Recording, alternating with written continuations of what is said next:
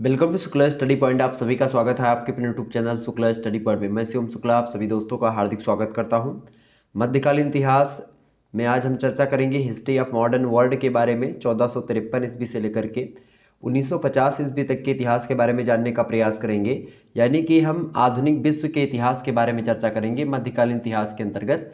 आपको पता होगा कि जब आप बीए फोर्थ सेमेस्टर में जाते हैं तो आपको यही पढ़ना पड़ता है। तो जो छात्र छात्र हमारे फोर्थ सेमेस्टर में हैं, यानी सेकंड ईयर फोर्थ सेमेस्टर या द्वितीय वर्ष चतुर्थ सेमेस्टर जिसको कहते हैं हिंदी में, तो अगर आप हैं और आपने मध्यकालीन इतिहास लिया हुआ है तो आपको यही पढ़ना है, मध्यकालीन इतिहास या फिर इतिहास, बात एक ही है दोनों, ठीक है।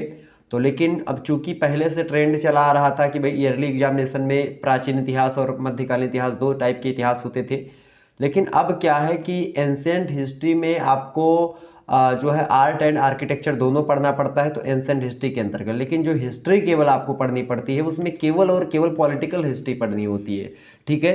तो उसी श्रृंखला में ये है आपका केवल हिस्ट्री, अर्थात अब जानते लोग हैं इसको मध्यकालीन इतिहास के नाम से, इसीलिए यहाँ पर मैंने मध्यकालीन इतिहास लिखा। आपको समझना है इस पेपर के अंतर्गत, खास करके जब आप फोर्थ सेमेस्टर में होते हैं तो आपको पढ़ना है बीए चतुर्थ सेमेस्टर में हिस्ट्री ऑफ मॉडर्न वर्ल्ड के बारे में। 1453 ईस्वी से लेकर के 1950 ईस्वी तक के इतिहास के बारे में आपको जानना है फोर्थ सेमेस्टर के अंतर्गत, ठीक है। तो सब्जेक्टिव टाइप का अगर आपका एग्जाम है तो भी आपके लिए इंपॉर्टेंट है। अगर आपकी परीक्षा ऑब्जेक्टिव हो रही है तो आप दोनों के लिए इंपॉर्टेंट है, ऑब्जेक्टिव वालों के लिए भी और सब्जेक्टिव वालों के लिए। खास करके ऑब्जेक्टिव वालों के लिए इंपॉर्टेंट होगा क्योंकि यहाँ से बहुत सारे ऑब्जेक्टिव प्रश्न आप बना सकते हैं, और लिखित वालों के लिए भी इंपॉर्टेंट होगा क्योंकि इसमें एक प्रकार से आप देखिएगा अति लघुत्तरीय टाइप के प्रश्न और लघुत्तरीय टाइप के प्रश्न भी बन सकते हैं। अगर आप 4-5 प्रश्नों को मिला लें तो दीर्घोत्तरीय प्रश्न भी यहाँ से आप निकाल सकते हैं बड़े आसानी से। तो ये एक प्रकार से आपको संपूर्ण सिलेबस के बारे में जानकारी प्रदान करने वाली वीडियो रहेगी, और जिसमें मैं पूरी कोशिश करूंगा कि आपको मैं समझा करके और तीव्र गति से आगे बढ़ूं, ठीक है। तीव्र गति से बढ़ने का तात्पर्य मेरा इसीलिए चूंकि ये महासंग्राम रिवीजन क्लास के तौर पर आप वीडियो देख पा रहे होंगे, ठीक है। हालांकि यहाँ पर मॉडल पेपर मैं आपको प्रोवाइड करवा रहा हूँ, मॉडल पेपर लिखा हुआ होगा आपके थंबनेल पर, लेकिन एक प्रकार से ये महासंग्राम वीडियो भी इसको कह सकते हैं, ठीक है। आपको पता होगा महासंग्राम वीडियो का मतलब होता है कि एक ही दो वीडियो में आपको संपूर्ण सिलेबस के बारे में बता दिया जाता है कि भाई क्या क्या पढ़ना और कैसे कैसे प्रश्न आपकी परीक्षा में आते हैं। आइए अब हम चर्चा करते हैं प्रश्न और उत्तर के बारे में। पहला प्रश्न आपकी स्क्रीन पर आ चुका है, पुनर्जागरण से क्या आशय है, फटाफट से बताइएगा। तो विश्व के इतिहास के बारे में पढ़ना है 1453 से लेकर के 1950 तक के इतिहास के बारे में। तो सबसे पहले जब हम यूरोप में 1453 की बात करते हैं तो वो खास करके जो समय है वो पुनर्जागरण का समय है, ठीक है। दोबारा से उदय हो रहा था, दोबारा से एक प्रकार से विश्व जो था वो आगे बढ़ रहा था, दोबारा से एक प्रकार से वैज्ञानिक क्रांतियाँ हो रही थी, कई प्रकार की चीज़ें सामने आती हैं, ठीक है। तो पुनर्जागरण यानी दोबारा से जागना, इससे क्या आशय है, रेनेसा जिसको कहते हैं अंग्रेजी में। तो पुनर्जागरण का आशय पश्चिमी सभ्यता के विकास में इसका संबंध 14वीं शताब्दी से लेकर के 16वीं शताब्दी के बीच हुए उस सांस्कृतिक प्रगति से है जो प्राचीन और लौकिक रोमन यूनानी सभ्यता से प्रभावित थी, ठीक है। तो एक प्रकार से ये प्राचीन लौकिक रोमन और यूनानी सभ्यता से प्रभावित थी। क्या, कौन? तो 16वीं शताब्दी और 14वीं शताब्दी के बीच जो सांस्कृतिक प्रगति हुई है, कहाँ पर? पश्चिमी सभ्यता में, पाश्चात्य जगत में, उसी को बोलते हैं पुनर्जागरण, ठीक है। ये बात ध्यान रखिएगा। और यूरोप में पुनर्जागरण की अगर बात की जाए तो रेनेसां जो शब्द है इसको हिंदी में बोलते हैं पुनर्जागरण, ये बात ध्यान रखिएगा। पुनर्जागरण का मतलब होता है दोबारा जन्म या पुनर्जन्म या नवजीवन, ठीक है। ये बात आप ध्यान रखिएगा। तो खास करके मानव प्रगति में अभूतपूर्व योगदान देने वाले यूरोपीय सांस्कृतिक आंदोलनों और मानव हृदय तथा आत्मा को आंदोलित करने वाले विचारों, आशाओं और इसके अलावा जो स्वप्न थे, उन स्वप्नों के कारण जो नए लक्ष्य प्रकट होने लगे थे, उसी को पुनर्जागरण कहा जाता है। और यूरोप में पुनर्जागरण एक प्रकार से हुआ निश्चित तौर पर 14वीं से 16वीं शताब्दी के मध्य। नेक्स्ट क्वेश्चन आप देखिएगा, दूसरा नंबर प्रश्न आपकी स्क्रीन पर आ चुका है, पुनर्जागरण का प्रारंभ कहाँ हुआ। बहुत ही इंपॉर्टेंट प्रश्न आपकी परीक्षा की दृष्टि से, ऑब्जेक्टिव में प्रश्न हमेशा आता है, तो ये प्रश्न रट लीजिए एकदम से। पुनर्जागरण का जो प्रारंभ हुआ वो कहाँ से हुआ है भाई? वो इटली से हुआ। कहाँ से हुआ है? इटली देश से हुआ है, ओके। नेक्स्ट क्वेश्चन आपका तीसरा नंबर प्रश्न है, पुनर्जागरण का क्या कारण था। तो पुनर्जागरण का सबसे बड़ा कारण था व्यापार का उदय हुआ, औद्योगिक क्रांति एक प्रकार से उत्पन्न हुई। आपको पता होगा औद्योगिक क्रांति के परिणाम स्वरूप और भी तमाम प्रकार की क्रांतियाँ, राजनीतिक क्रांति हुई, कई क्रांतियाँ हुई। अगला प्रश्न आपका चौथा नंबर प्रश्न है, इटली में पुनर्जागरण का सबसे बड़ा केंद्र कहाँ था। तो फ्लोरेंस इटली का शहर है, तो इसी फ्लोरेंस में खास करके पुनर्जागरण का सबसे बड़ा केंद्र माना जाता है फ्लोरेंस। ठीक है, तो ऑब्जेक्टिव प्रश्न ये भी आपका आ सकता है, रट लीजिएगा इसको। ये सारी चीज़ें ध्यान रखिए, जिसमें मैं स्टार बनाऊंगा वो आपके लिए ऑब्जेक्टिव की दृष्टि से और लिखित की दृष्टि से, दोनों की दृष्टि से महत्वपूर्ण होगा, तो उसको जरूर आपको पढ़ना है। बाकी सारे प्रश्न यहाँ के इंपॉर्टेंट हैं और रिवीजन भी आपका हो रहा है। अगला प्रश्न है, पंडित पंथी विचार पद्धति में किस दार्शनिक के दर्शन की प्रधानता थी? तो पंडित पंथी विचार पद्धति में अरस्तु के दर्शन की प्रधानता थी, रट लीजिएगा एकदम से। तो पंडित पंथी विचार पद्धति में किस दार्शनिक के दर्शन की प्रधानता थी? तो अरस्तु के दर्शन की। ठीक है, अरिस्टोटल के। नेक्स्ट क्वेश्चन से छठा नंबर प्रश्न है, यूरोप में पुनर्जागरण का समय क्या है?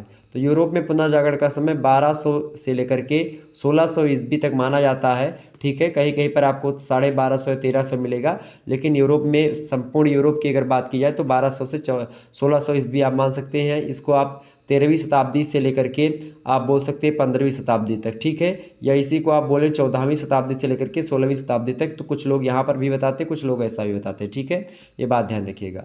अगला प्रश्न आपका 7वां नंबर प्रश्न है, कुस्तुनतुनिया का पतन कब हुआ?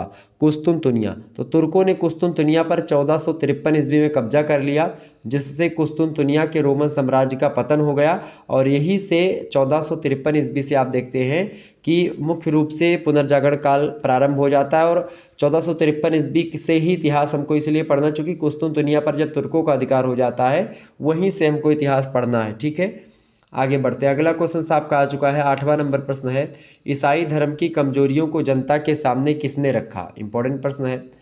तो डच लेखक था एरास्मस, उसने ईसाई धर्म की जो कमजोरियां थी उनको जनता के सामने रखा। अगला क्वेश्चन से आपका 9वां नंबर प्रश्न, राजा राम मोहन राय ने किस शिक्षा का विरोध नहीं किया? तो राजा राम मोहन राय ने पाश्चात्य शिक्षा का विरोध नहीं किया था, ये बात ध्यान रखिएगा। या ऐसा पूछा जाए कि किसने एक प्रकार से पाश्चात्य शिक्षा का विरोध नहीं किया, तो उसमें नाम आएगा राजा राम मोहन राय का, तो उन्होंने नहीं किया था, ध्यान रखिएगा। अगला प्रश्न आपका और इम्पोर्टेंट है, भारतीय जागृति का जनक कौन कहा जाता है? तो राजा राम मोहन राय ही कहे जाते हैं। इंपॉर्टेंट प्रश्न आपकी परीक्षा में आएगा। भारतीय जागृति या पुनर्जागरण का एक प्रकार से जनक बोला जाता है राजा राम मोहन राय को, ध्यान रखेंगे। अगला क्वेश्चन से 11वां नंबर प्रश्न है, वेदों के पुनरुत्थान का श्रेय किसको जाता है? वेदों की ओर लौटो। तो वेदों के पुनरुत्थान का श्रेय जो जाता है ये स्वामी दयानंद सरस्वती को जाता है। इंपॉर्टेंट प्रश्न आपकी परीक्षा की दृष्टि से आता रहता है एग्जाम में प्रश्न ये। अगला क्वेश्चन है 12वां नंबर, रामकृष्ण मिशन की रचना किसने करी थी? तो स्वामी विवेकानंद जी ने रामकृष्ण मिशन की रचना करी थी और स्थापना करी थी, एक प्रकार से ऐसा बोले, रामकृष्ण मिशन की स्थापना किसने करी थी? तो स्वामी विवेकानंद ने करी थी। आपको बता दूं कि रामकृष्ण जी जो हैं परमहंस, वो स्वामी जी के गुरु थे, विवेकानंद जी के। ठीक है, ये बात ध्यान रखिएगा। अगला क्वेश्चन आप देखेंगे 13वां नंबर प्रश्न है, पुनर्जागरण काल में चित्रकला का जनक किसे माना गया था? इंपॉर्टेंट प्रश्न है, ऑब्जेक्टिव के लिए बहुत इंपॉर्टेंट है। तो जियाटो, खास करके इनको पुनर्जागरण काल के में चित्रकला का जनक माना जाता है। पुनर्जागरण काल में खास करके जियाटो को चित्रकला का जनक माना जाता है। ऑप्शन मतलब ऑप्शन इसका नहीं, मतलब ये जियाटो, आपको ऑप्शन में अगर जियाटो मिलेगा तो आप उन्हीं को लगाएंगे। अगला प्रश्न आप देखिए 14 नंबर प्रश्न है, तो 13वां आपका प्रश्न इंपॉर्टेंट है, 13वां नंबर। ठीक है, अगला प्रश्न है 14 नंबर प्रश्न है कि अपनी पुस्तक यूटोपिया, बड़ी फेमस पुस्तक है और यह पुस्तक से प्रश्न आता है यूटोपिया के लेखक कौन है? तो टॉमस मूर है, ये बात ध्यान रखिएगा। तो यूटोपिया के माध्यम से किसने आदर्श समाज का चित्र प्रस्तुत किया था? तो अपनी पुस्तक यूटोपिया के माध्यम से टॉमस मूर ने समाज का चित्र प्रस्तुत किया था। इंपॉर्टेंट व्यक्ति हैं टॉमस मूर और उनकी रचना यूटोपिया। ठीक है, एग्जाम में पूछता है कि यूटोपिया के रचनाकार कौन है, तो वो टॉमस मूर है। अगला प्रश्न आपका 15वां नंबर प्रश्न आ चुका है, धर्म सुधार आंदोलन की शुरुआत कब हुई? इंपॉर्टेंट प्रश्न है परीक्षा की दृष्टि से। तो 16वीं शताब्दी में धर्म सुधार आंदोलन की शुरुआत हुई, ये बात ध्यान रखिएगा। आगे बढ़ते हैं और अगले प्रश्न की ओर हम चर्चा करने का प्रयास। अगला प्रश्न आपके स्क्रीन पर आ चुका है, सभी लोग देखने का प्रयास करेंगे। अगला प्रश्न आपका आ चुका है, देखिएगा 16वां नंबर प्रश्न है। प्रश्न है कि अमेरिका की खोज किसने करी थी? इंपॉर्टेंट प्रश्न है परीक्षा की दृष्टि से। तो भाई किसने करी थी? क्रिस्टोफर कोलंबस ने करी थी अमेरिका की खोज। अगला प्रश्न 17 नंबर, सुधार आंदोलन कब शुरू हुआ? तो सुधार आंदोलन 1517 ईस्वी में शुरू हुआ। इंपॉर्टेंट प्रश्न है परीक्षा की दृष्टि से। अगला प्रश्न 18वां नंबर देखिएगा, प्रश्न है सुधार आंदोलन कहाँ शुरू हुआ? तो सुधार आंदोलन जो शुरू हुआ है पश्चिमी यूरोप में पहले शुरू हुआ। ओके, नेक्स्ट क्वेश्चन आप देखिएगा 19वां नंबर प्रश्न आपकी स्क्रीन पर आ चुका है। प्रश्न है सुधार आंदोलन के प्रणेता कौन और जनक कौन थे, बताएं। तो सुधार आंदोलन जर्मनी के भिक्षु, धर्मशास्त्री और विश्वविद्यालय के प्राध्यापक थे और पादरी भी थे चर्च के। चर्च सुधार मार्टिन लूथर जो थे उनके विद्रोह से हुआ था, खास करके मतलब सुधार आंदोलन के प्रणेता और जनक भी माने जाते हैं मार्टिन लूथर खास करके, ये बात ध्यान रखिएगा। ओके, तो अगला क्वेश्चन आपकी स्क्रीन पर आ चुका 20 नंबर। सुधार आंदोलन का दूसरा नाम क्या था? तो सुधार आंदोलन का दूसरा नाम है बौद्ध धर्म, जो 6ठी शताब्दी में तत्कालीन भारतीय समाज की आवश्यकता थी। तो एक प्रकार से सुधार आंदोलन का ये दूसरा नाम था। नेक्स्ट क्वेश्चन आप देखिएगा, अगला प्रश्न आपका आ चुका, सुधार आंदोलन कितने दिनों तक चला? तो सुधार आंदोलन सभा की बैठकें जो थी वो 1545 ईस्वी से लेकर के 1565 ईस्वी की अवधि में आयोजित होती रहीं, और एक प्रकार से ये इतने दिन इस बीच में आप मतलब लगा सकते हैं कितने दिन लगे होंगे, कितने समय तक। तो एक प्रकार से जो बैठकें थी ये 1545 से 1565 तक चली। अगला क्वेश्चन आपका है 22 नंबर प्रश्न देखिएगा, नायक सुधार समिति की स्थापना कब हुई? तो नायक सुधार समिति की स्थापना 1919 में हुई थी। ओके, इन सभी चीज़ों को थोड़ा सा ध्यान रखिएगा, इंपॉर्टेंट है आपकी परीक्षा के दृष्टि से। ठीक है, आगे बढ़ा जाए। फिर अगला क्वेश्चन आपका आ चुका, सभी लोग देखने का प्रयास करेंगे। अगला प्रश्न आपकी स्क्रीन पर आ चुका है, नायक सुधार आंदोलन क्या कार्य था? बताएं, नायक सुधार आंदोलन का क्या कार्य था? तो नायक सुधार आंदोलन का कार्य बालिका शोषण के विरुद्ध सख्त कानून बनाना था। किसका? बालिका शोषण के विरुद्ध सख्त कानून बनाना था नायक सुधार आंदोलन का कार्य। अगला क्वेश्चन आपका आ चुका है 24 नंबर प्रश्न है, डोला पालकी के नेता कौन थे भाई? तो डोला पालकी आंदोलन के नेता स्वतंत्रता संग्राम सेनानी एवं सामाजिक चेतना के अग्रदूत जो थे उनका नाम था जयानंद भारती। तो डोला पालकी के नेता थे जयानंद भारती। ठीक है, ये बात ध्यान रखेंगे। अगला क्वेश्चन आपका आ चुका है 25वां नंबर प्रश्न है, 17वीं सदी की गौरवपूर्ण क्रांति को और किस नाम से जाना जाता है? बताएं। तो 17वीं शताब्दी की गौरवपूर्ण रक्तहीन क्रांति के नाम से इसको हम जानते हैं, खास करके जो 17वीं शताब्दी में गौरवपूर्ण क्रांति हुई थी इसको रक्तहीन क्रांति बोलते हैं। मतलब बिना एक बूंद खून गिरे ही क्रांति आ गई और समाज में काफ़ी परिवर्तन भी हुआ है रक्तहीन क्रांति में। ठीक है, गौरवपूर्ण क्रांति या रक्तहीन क्रांति, ये बात ध्यान रखिएगा। 1688 ईस्वी के आसपास जो है हुई थी ये। ओके, और इतिहासकार मोवत महोदय ने कहा इसके संबंध में कि यह केवल इंग्लैंड के इतिहास की ही नहीं महत्वपूर्ण घटना, मतलब कि इंग्लैंड की ही महत्वपूर्ण घटना नहीं है, बल्कि संपूर्ण संसार या संपूर्ण यूरोप के राजनीतिक इतिहास में इस घटना का महत्वपूर्ण स्थान रहा है। ठीक है, और इससे क्या हुआ कि निरंकुशता का अंत हुआ, संसद की सर्वोच्चता को मान्यता मिली, इसके धार्मिक परिणाम भी एक प्रकार से निकले। ठीक है, ये बात ध्यान रखिएगा। आगे बढ़ते हैं और भी चीज़ों को जानने का प्रयास करते हैं। तो गौरवपूर्ण क्रांति जो हुई थी या रक्तहीन क्रांति, ये कहाँ पर हुई थी? ये आपके जो है यूरोप में एक देश पड़ता है इंग्लैंड, आप सभी को पता होगा इंग्लैंड ने कब्जा भी किया था भारत पर, तो उसी इंग्लैंड में एक क्रांति हुई थी। 26 नंबर प्रश्न आपकी स्क्रीन पर आ चुका, गौरवशाली क्रांति कब और किसके द्वारा चलाई गई? तो गौरवशाली क्रांति इंग्लैंड की जनता के द्वारा 1688 ईस्वी में चलाई गई थी। 17वीं शताब्दी बोलो या 1688, बात एक ही है। 1600 ईस्वी से लेकर के 1700 ईस्वी तक का जो समय काल है, 1601 से लेकर के 1700 का, ये 16वीं शताब्दी बोला जाएगा। ठीक है, ये बात ध्यान रखिएगा, मतलब 17वीं शताब्दी बोला जाएगा। अगला क्वेश्चन है आपका 26 नंबर, गौरवशाली क्रांति कब और किसके द्वारा चलाई गई? तो ये चलाई गई थी गौरवपूर्ण क्रांति इंग्लैंड की जनता के द्वारा 1688 में। 27 नंबर प्रश्न है, औद्योगिक क्रांति का क्या अर्थ है? तो हाथों द्वारा बनाई गई वस्तुओं के स्थान पर आधुनिक मशीनों के द्वारा व्यापार स्तर पर निर्माण की क्रिया या प्रक्रिया को औद्योगिक क्रांति कहा जाता है। ये बात ध्यान रखिएगा। जहाँ तक अभी काम हाथ कर रहे थे, लोग कर रहे थे, अब उसी कार्यों को मशीनें करने लगीं। ठीक है, और कम लोग लगने लगे, फिर इसके मशीनें जो है बहुत ज़्यादा काम करती हैं मनुष्यों की अपेक्षा। अगला प्रश्न 28 नंबर, औद्योगिक क्रांति सर्वप्रथम कब और कहाँ उत्पन्न हुई? और सबसे जरूरी बात कि इंग्लैंड में भाई ज़रूरत भी थी, और कहा भी जाता कि आवश्यकता ही एक प्रकार से आविष्कार की जननी है। तो वहाँ पर आवश्यकता थी मशीनों की, और भारत जैसे देश में इतनी जनसंख्या है तो मशीनों की आवश्यकता हो या ना हो, जनसंख्या बहुत ज़्यादा है, तो एक प्रकार से लोग नौकरी नहीं मिलेगी अगर जो है लोग एक प्रकार से अगर सारी काम मशीनें करेंगी। तो भाई 100 लोगों का काम, अभी तक 100 लोग एक प्रकार से रोजगार पाए थे, सबकी रोजी रोटी चल रही थी। अब वही काम एक प्रकार से 100 लोगों का काम अकेले एक मशीन कर रही है, 2 लोग उसमें काम कर रहे हैं, आराम से सारा काम हो रहा है। तो फिर वो 98 लोगों को बेरोजगारी हो गई ना, तो इससे क्या होता है, गरीबी बढ़ती है। ठीक है, बेरोजगारी दर में वृद्धि होती है। तो ये इंग्लैंड की दृष्टि से तो ठीक है कि भाई औद्योगिकरण हुआ, लेकिन भारतीय दृष्टि से आप देखिएगा तो उतना ज़्यादा अच्छा प्रभाव शायद ना पड़ा हो। अगला क्वेश्चन आप देखिएगा, तो औद्योगिक क्रांति सर्वप्रथम कब और कहाँ हुई? तो औद्योगिक क्रांति की शुरुआत सर्वप्रथम ब्रिटेन से मानी जाती है। पहली औद्योगिक क्रांति जो हुई थी 1760 से 1820 के ईस्वी के बीच मानी जाती है।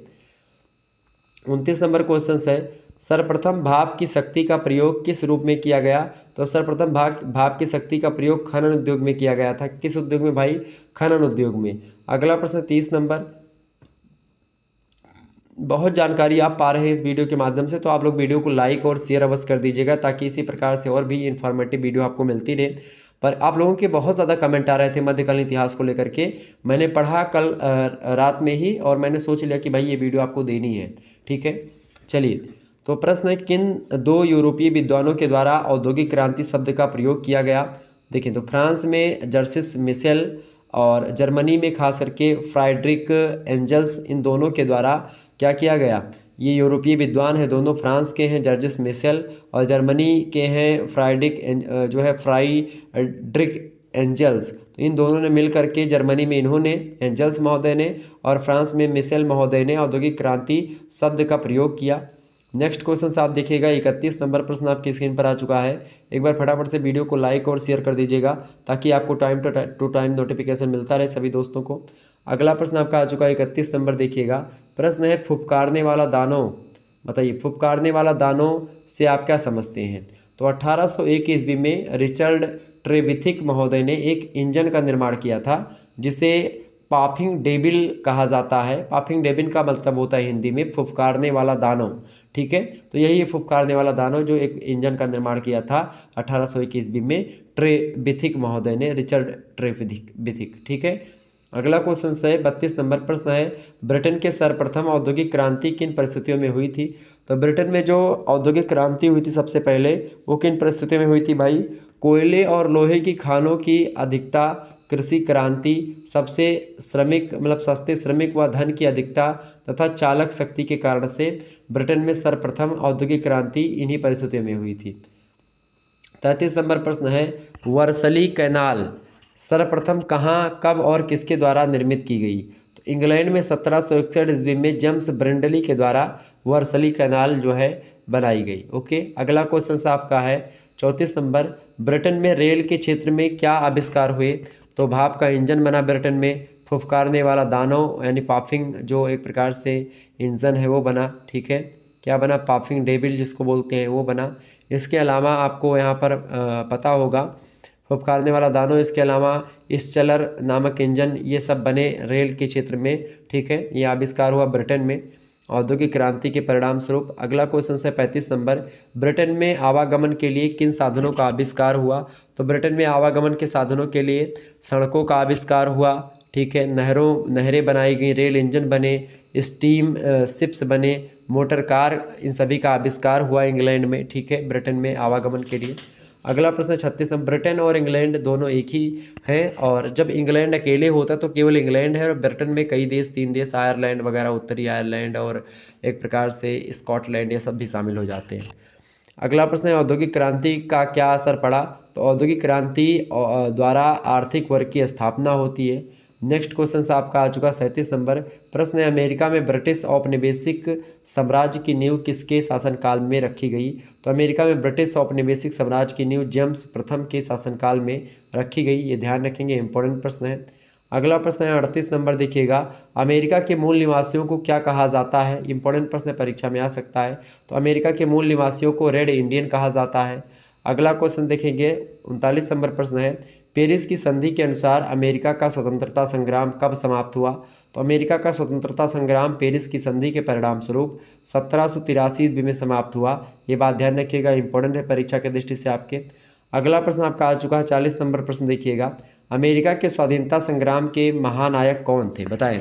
तो अमेरिका का जो स्वाधीनता संग्राम हुआ था उसके महानायक कौन थे? तो अमेरिका के स्वाधीनता संग्राम के जो महानायक थे जॉर्ज वाशिंगटन थे, जो बाद में अमेरिका के राष्ट्रपति भी बने थे। इंपॉर्टेंट प्रश्न आपकी परीक्षा की दृष्टि से, इसको एकदम से रट लीजिएगा। अगला क्वेश्चन से 41 नंबर प्रश्न देखेंगे, किस घटना को अमेरिका स्वतंत्रता संग्राम के तत्कालीन कारणों में गिना जाता है? तो बोस्टन की जो चाय पार्टी हुई थी अमेरिका स्वतंत्रता संग्राम के तत्कालीन कारणों के लिए जानी जाती Boston T party. Next question आपका है 42 नंबर, बोस्टन चाय पार्टी के नायक कौन थे? तो बोस्टन चाय पार्टी के जो नायक थे उनका नाम था सैमुअल एडम्स। ठीक है, इंपॉर्टेंट प्रश्न परीक्षा में आ सकता है, ऑब्जेक्टिव बारो रट लीजिएगा। ठीक है, बोस्टन चाय पार्टी के नायक कौन थे? सैमुअल एडम्स थे। ओके, अगला क्वेश्चन है आपका 43 नंबर, देखेंगे सभी लोग प्रश्न। अमेरिकी आज़ादी के दौरान अमेरिकियों का नारा क्या था, बताएं। अमेरिकी आज़ादी के दौरान अमेरिकियों का क्या नारा था? तो अमेरिकी आज़ादी के दौरान अमेरिकियों का नारा था प्रतिनिधित्व नहीं तो कर नहीं। ये नारा इनका बड़ा खूब फेमस हुआ था, प्रतिनिधित्व नहीं तो कर नहीं, ये अमेरिकियों का नारा था। ओके, अमेरिकी आज़ादी के दौरान एकदम से इम्पोर्टेंट प्रश्न है, एकदम से इसको ध्यान रखेंगे, बहुत इंपॉर्टेंट है। अगला क्वेश्चन है आपका 44 नंबर, फ्रांस की क्रांति के क्या कारण थे, बताएं। इंपॉर्टेंट प्रश्न है। तो फ्रांस की राज्य की क्रांति जो हुई थी, इसका कारण अप्रिय घटनाएं बहुत सारी हुई थी उस समय, वो थी सामाजिक अव्यवस्था थी, वो थी अव्यवस्थित दूषित गतियाँ भी थी। तो ये सभी कारण थे फ्रांस में राजनीति मतलब राज्य की क्रांति होने के। अगला क्वेश्चन आपका आ चुका है 45 नंबर। चले एक बार फटाफट से वीडियो को लाइक और शेयर करते रहेंगे ताकि इसी प्रकार से और भी इन्फॉर्मेटिव वीडियो आप पाते रहें। अगला प्रश्न है 45 नंबर, फ्रांस की क्रांति के आर्थिक कारण क्या थे, फटाफट से आप बताइएगा। तो लुई चतुर्दश के समय में दीर्घकालीन युद्ध, आर्थिक स्थिति, दयनीय निर्धनता, ये सब एक प्रकार से आर्थिक कारण थे फ्रांस की क्रांति के। ठीक है, तो फ्रांस की क्रांति के आर्थिक कारण क्या थे? चूँकि लुई चतुर्दश के समय में दीर्घकालीन युद्ध हुआ, आर्थिक स्थिति भी ठीक नहीं थी, दयनीय स्थिति थी, निर्धनता भी थी, तो एक प्रकार से ये सब आर्थिक कारण थे फ्रांस की क्रांति के। अगला क्वेश्चन है 46 नंबर प्रश्न, देखेंगे। अमेरिका की क्रांति का प्रभाव फ्रांस की क्रांति पर कैसा पड़ा, ये थोड़ा सा बताएं। तो अमेरिका की क्रांति का फ्रांस की क्रांति पर अच्छा प्रभाव पड़ा। ठीक है, अगला क्वेश्चन आप देखिएगा 47 नंबर प्रश्न है, क्या फ्रांस की क्रांति अनिवार्य थी? हाँ, बिल्कुल अनिवार्य थी फ्रांस की क्रांति, क्योंकि फ्रांस की क्रांति अनिवार्य थी और उस समय की सामाजिक आर्थिक दुर्दशा को देख करके अगर आप बोले तो आप ज़रूर कहेंगे कि हाँ भाई, फ्रांस की क्रांति बिल्कुल अनिवार्य थी। अगला क्वेश्चन है आपका 48 नंबर, फ्रांस की क्रांति का विषय मतलब विश्व पर क्या प्रभाव पड़ा? तो फ्रांस की क्रांति ने विश्व में स्वतंत्रता, समानता और बंधुत्व को बनाया। इंपॉर्टेंट प्रश्न है, आपसे पूछेगा प्रश्न कि फ्रांस की क्रांति पर का क्या प्रभाव पड़ा? तो ऑप्शन ए में देगा स्वतंत्रता, बी में देगा समानता, सी में देगा बंधुत्व। तो ऑप्शन नंबर डी में देगा उपयुक्त डी, मतलब उपयुक्त सभी, तो आपको डी में लगा दीजिएगा उपयुक्त सभी वाला। ठीक है, या फिर ऐसे प्रश्न पूछेगा कि किस क्रांति में स्वतंत्रता, समानता और बंधुत्व का नारा दिया गया, तो आप बताइएगा फ्रांस की क्रांति में। ठीक है, इंपॉर्टेंट प्रश्न ऑब्जेक्टिव में आएगा। अगला क्वेश्चन है 49 नंबर, फ्रांस की क्रांति में दार्शनिकों का उत्तरदायित्व क्या था? तो जनसाधारण को सुदृढ़ करना, फ्रांस को मृत्यु जैसी गहरी नींद से जगाना, यह फ्रांस की क्रांति में दार्शनिकों का उत्तरदायित्व था। अगला क्वेश्चन से आपका 50 नंबर प्रश्न देखिएगा, लुई 14वें के शासनकाल में फ्रांस की शासन व्यवस्था कैसी थी? बहुत इंपॉर्टेंट प्रश्न है। तो फ्रांस में लुई 14वें के शासनकाल में निरंकुश राजतंत्र अपने गौरव और शक्ति की पराकाष्ठा पर थी। ठीक है, कौन? निरंकुश राजतंत्र फैला हुआ था लुई 14वें के शासनकाल में फ्रांस की शासन व्यवस्था में। अगला प्रश्न है आपका 51 नंबर, फ्रांस की क्रांति कब हुई? तो फ्रांस की क्रांति 1789 में हुई। ठीक है, बहुत ही इंपॉर्टेंट प्रश्न है, ये आपकी परीक्षा की दृष्टि से एकदम से इसको रट लीजिएगा। फ्रांस की क्रांति कब हुई भाई? फटाफट से बताइएगा। 1789 ईस्वी में हुई फ्रांस की क्रांति। ठीक है, ओके, एक बार फटाफट से आप वीडियो को लाइक कर दीजिएगा, सभी दोस्तों के पास शेयर भी कर दीजिएगा ताकि टाइम टू टाइम आपको नोटिफिकेशन मिलता रहे और आप इसी प्रकार से आगे बढ़ते रहें। ओके, आगे बढ़ा जाए, चलिए।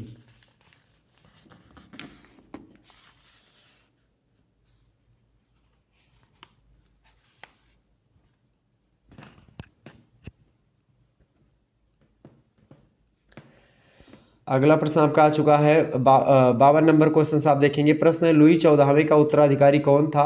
तो लुई 14वें का उत्तराधिकारी कौन था? लुई 15वां था। ओके, इंपॉर्टेंट प्रश्न है, पूछा जा सकता है। अगला क्वेश्चन है आपका 53 नंबर, फ्रांस की क्रांति के समय फ्रांस में कैसी व्यवस्था थी? इंपॉर्टेंट प्रश्न है ये। तो फ्रांस की क्रांति के समय फ्रांस में सामंती व्यवस्था थी। ओके, अगला क्वेश्चन है आपका 54 नंबर, वर्साय के शीश महल का निर्माण किसने करवाया था? तो वर्साय के शीश महल का निर्माण लुई 14वें ने करवाया था। इंपॉर्टेंट प्रश्न आ सकता है परीक्षा में। अगला क्वेश्चन आप देखिएगा 55 नंबर प्रश्न है, नेपोलियन का जन्म कब हुआ था? नेपोलियन का जन्म हुआ था 15 अगस्त 1769 ईस्वी में। ये प्रश्न आपका बहुत ही इंपॉर्टेंट है, परीक्षा में ये आएगा सर्तियाँ। अगला प्रश्न है आपका 56 नंबर क्वेश्चन आप देखिएगा, फ्रांस की क्रांति में किन दार्शनिकों के विचारों का योगदान है? तो फ्रांस की क्रांति में वाल्टेयर का योगदान है, दीदरो जो है मांटेस्क्यू का योगदान है और रूसो के विचारों का योगदान है मुख्य रूप से, ये बात ध्यान रखिएगा। ओके, तो फ्रांस की क्रांति में किसका वाल्टियर, दीदरो, मांटेस्क्यू और रूसो के विचारों का योगदान है, ये बात ध्यान रखिएगा। ओके, आगे बढ़ा जाए फिर। चलिए, वाल्टियर का जन्म कब हुआ था, ये भी आपसे पूछ सकता है। तो वाल्टियर का जन्म 20 फरवरी को हुआ था 1694 ईस्वी को। ठीक है, कहाँ पर हुआ था, तो चोटीनी नामक स्थान पर हुआ था और मांटेस्क्यू के समकालीन ही ये थे। ठीक है, ये बात ध्यान रखिएगा और ख़ास करके कुछ समय तक उनके शिष्य भी रहे मांटेस्क्यू के वाल्टियर। ओके, ये बात ध्यान रखिएगा।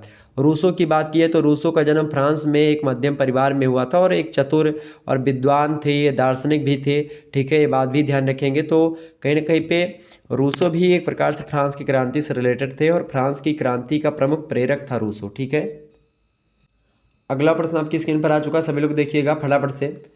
57 नंबर प्रश्न देखेंगे। प्रश्न आपका है अमेरिका की क्रांति कब हुई थी। इंपॉर्टेंट प्रश्न है परीक्षा की दृष्टि से। तो अमेरिका की क्रांति की घोषणा 4 जुलाई 1776 ईस्वी को की गई थी। बहुत ही इंपॉर्टेंट प्रश्न है। अगला प्रश्न है बोस्टन हत्याकांड कब हुआ था। बोस्टन टी पार्टी या बोस्टन हत्याकांड।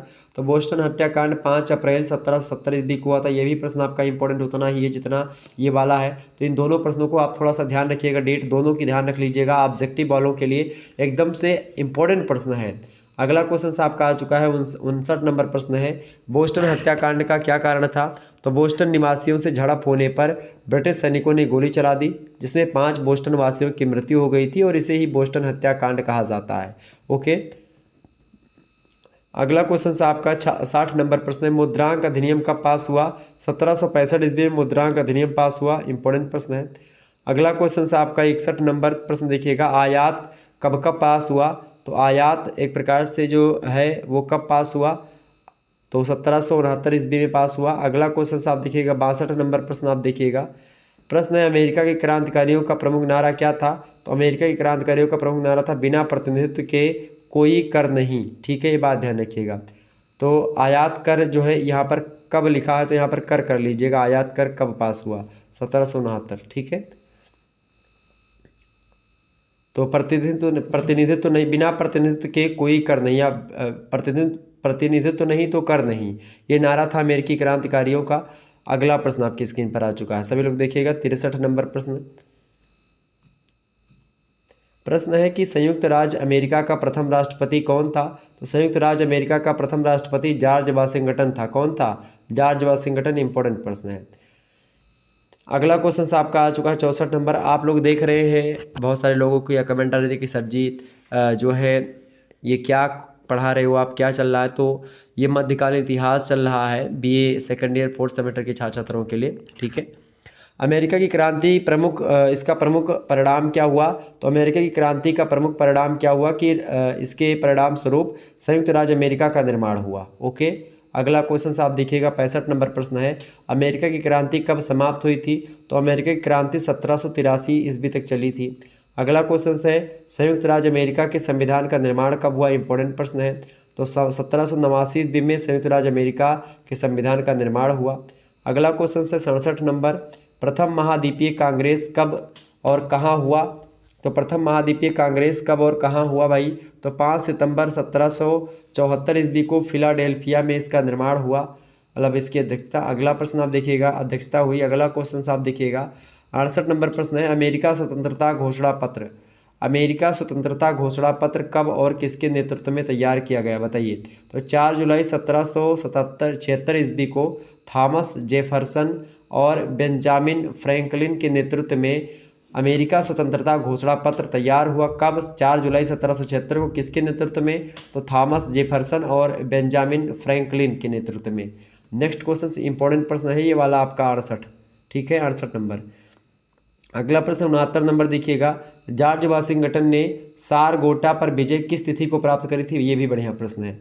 तो जॉर्ज वाशिंगटन ने सारगोटा विजय जो प्राप्त करी थी 7 अक्टूबर 1777 ईस्वी को प्राप्त करी थी। ऑब्जेक्टिव वालों के लिए इंपॉर्टेंट प्रश्न है। अगला क्वेश्चन है 70 नंबर।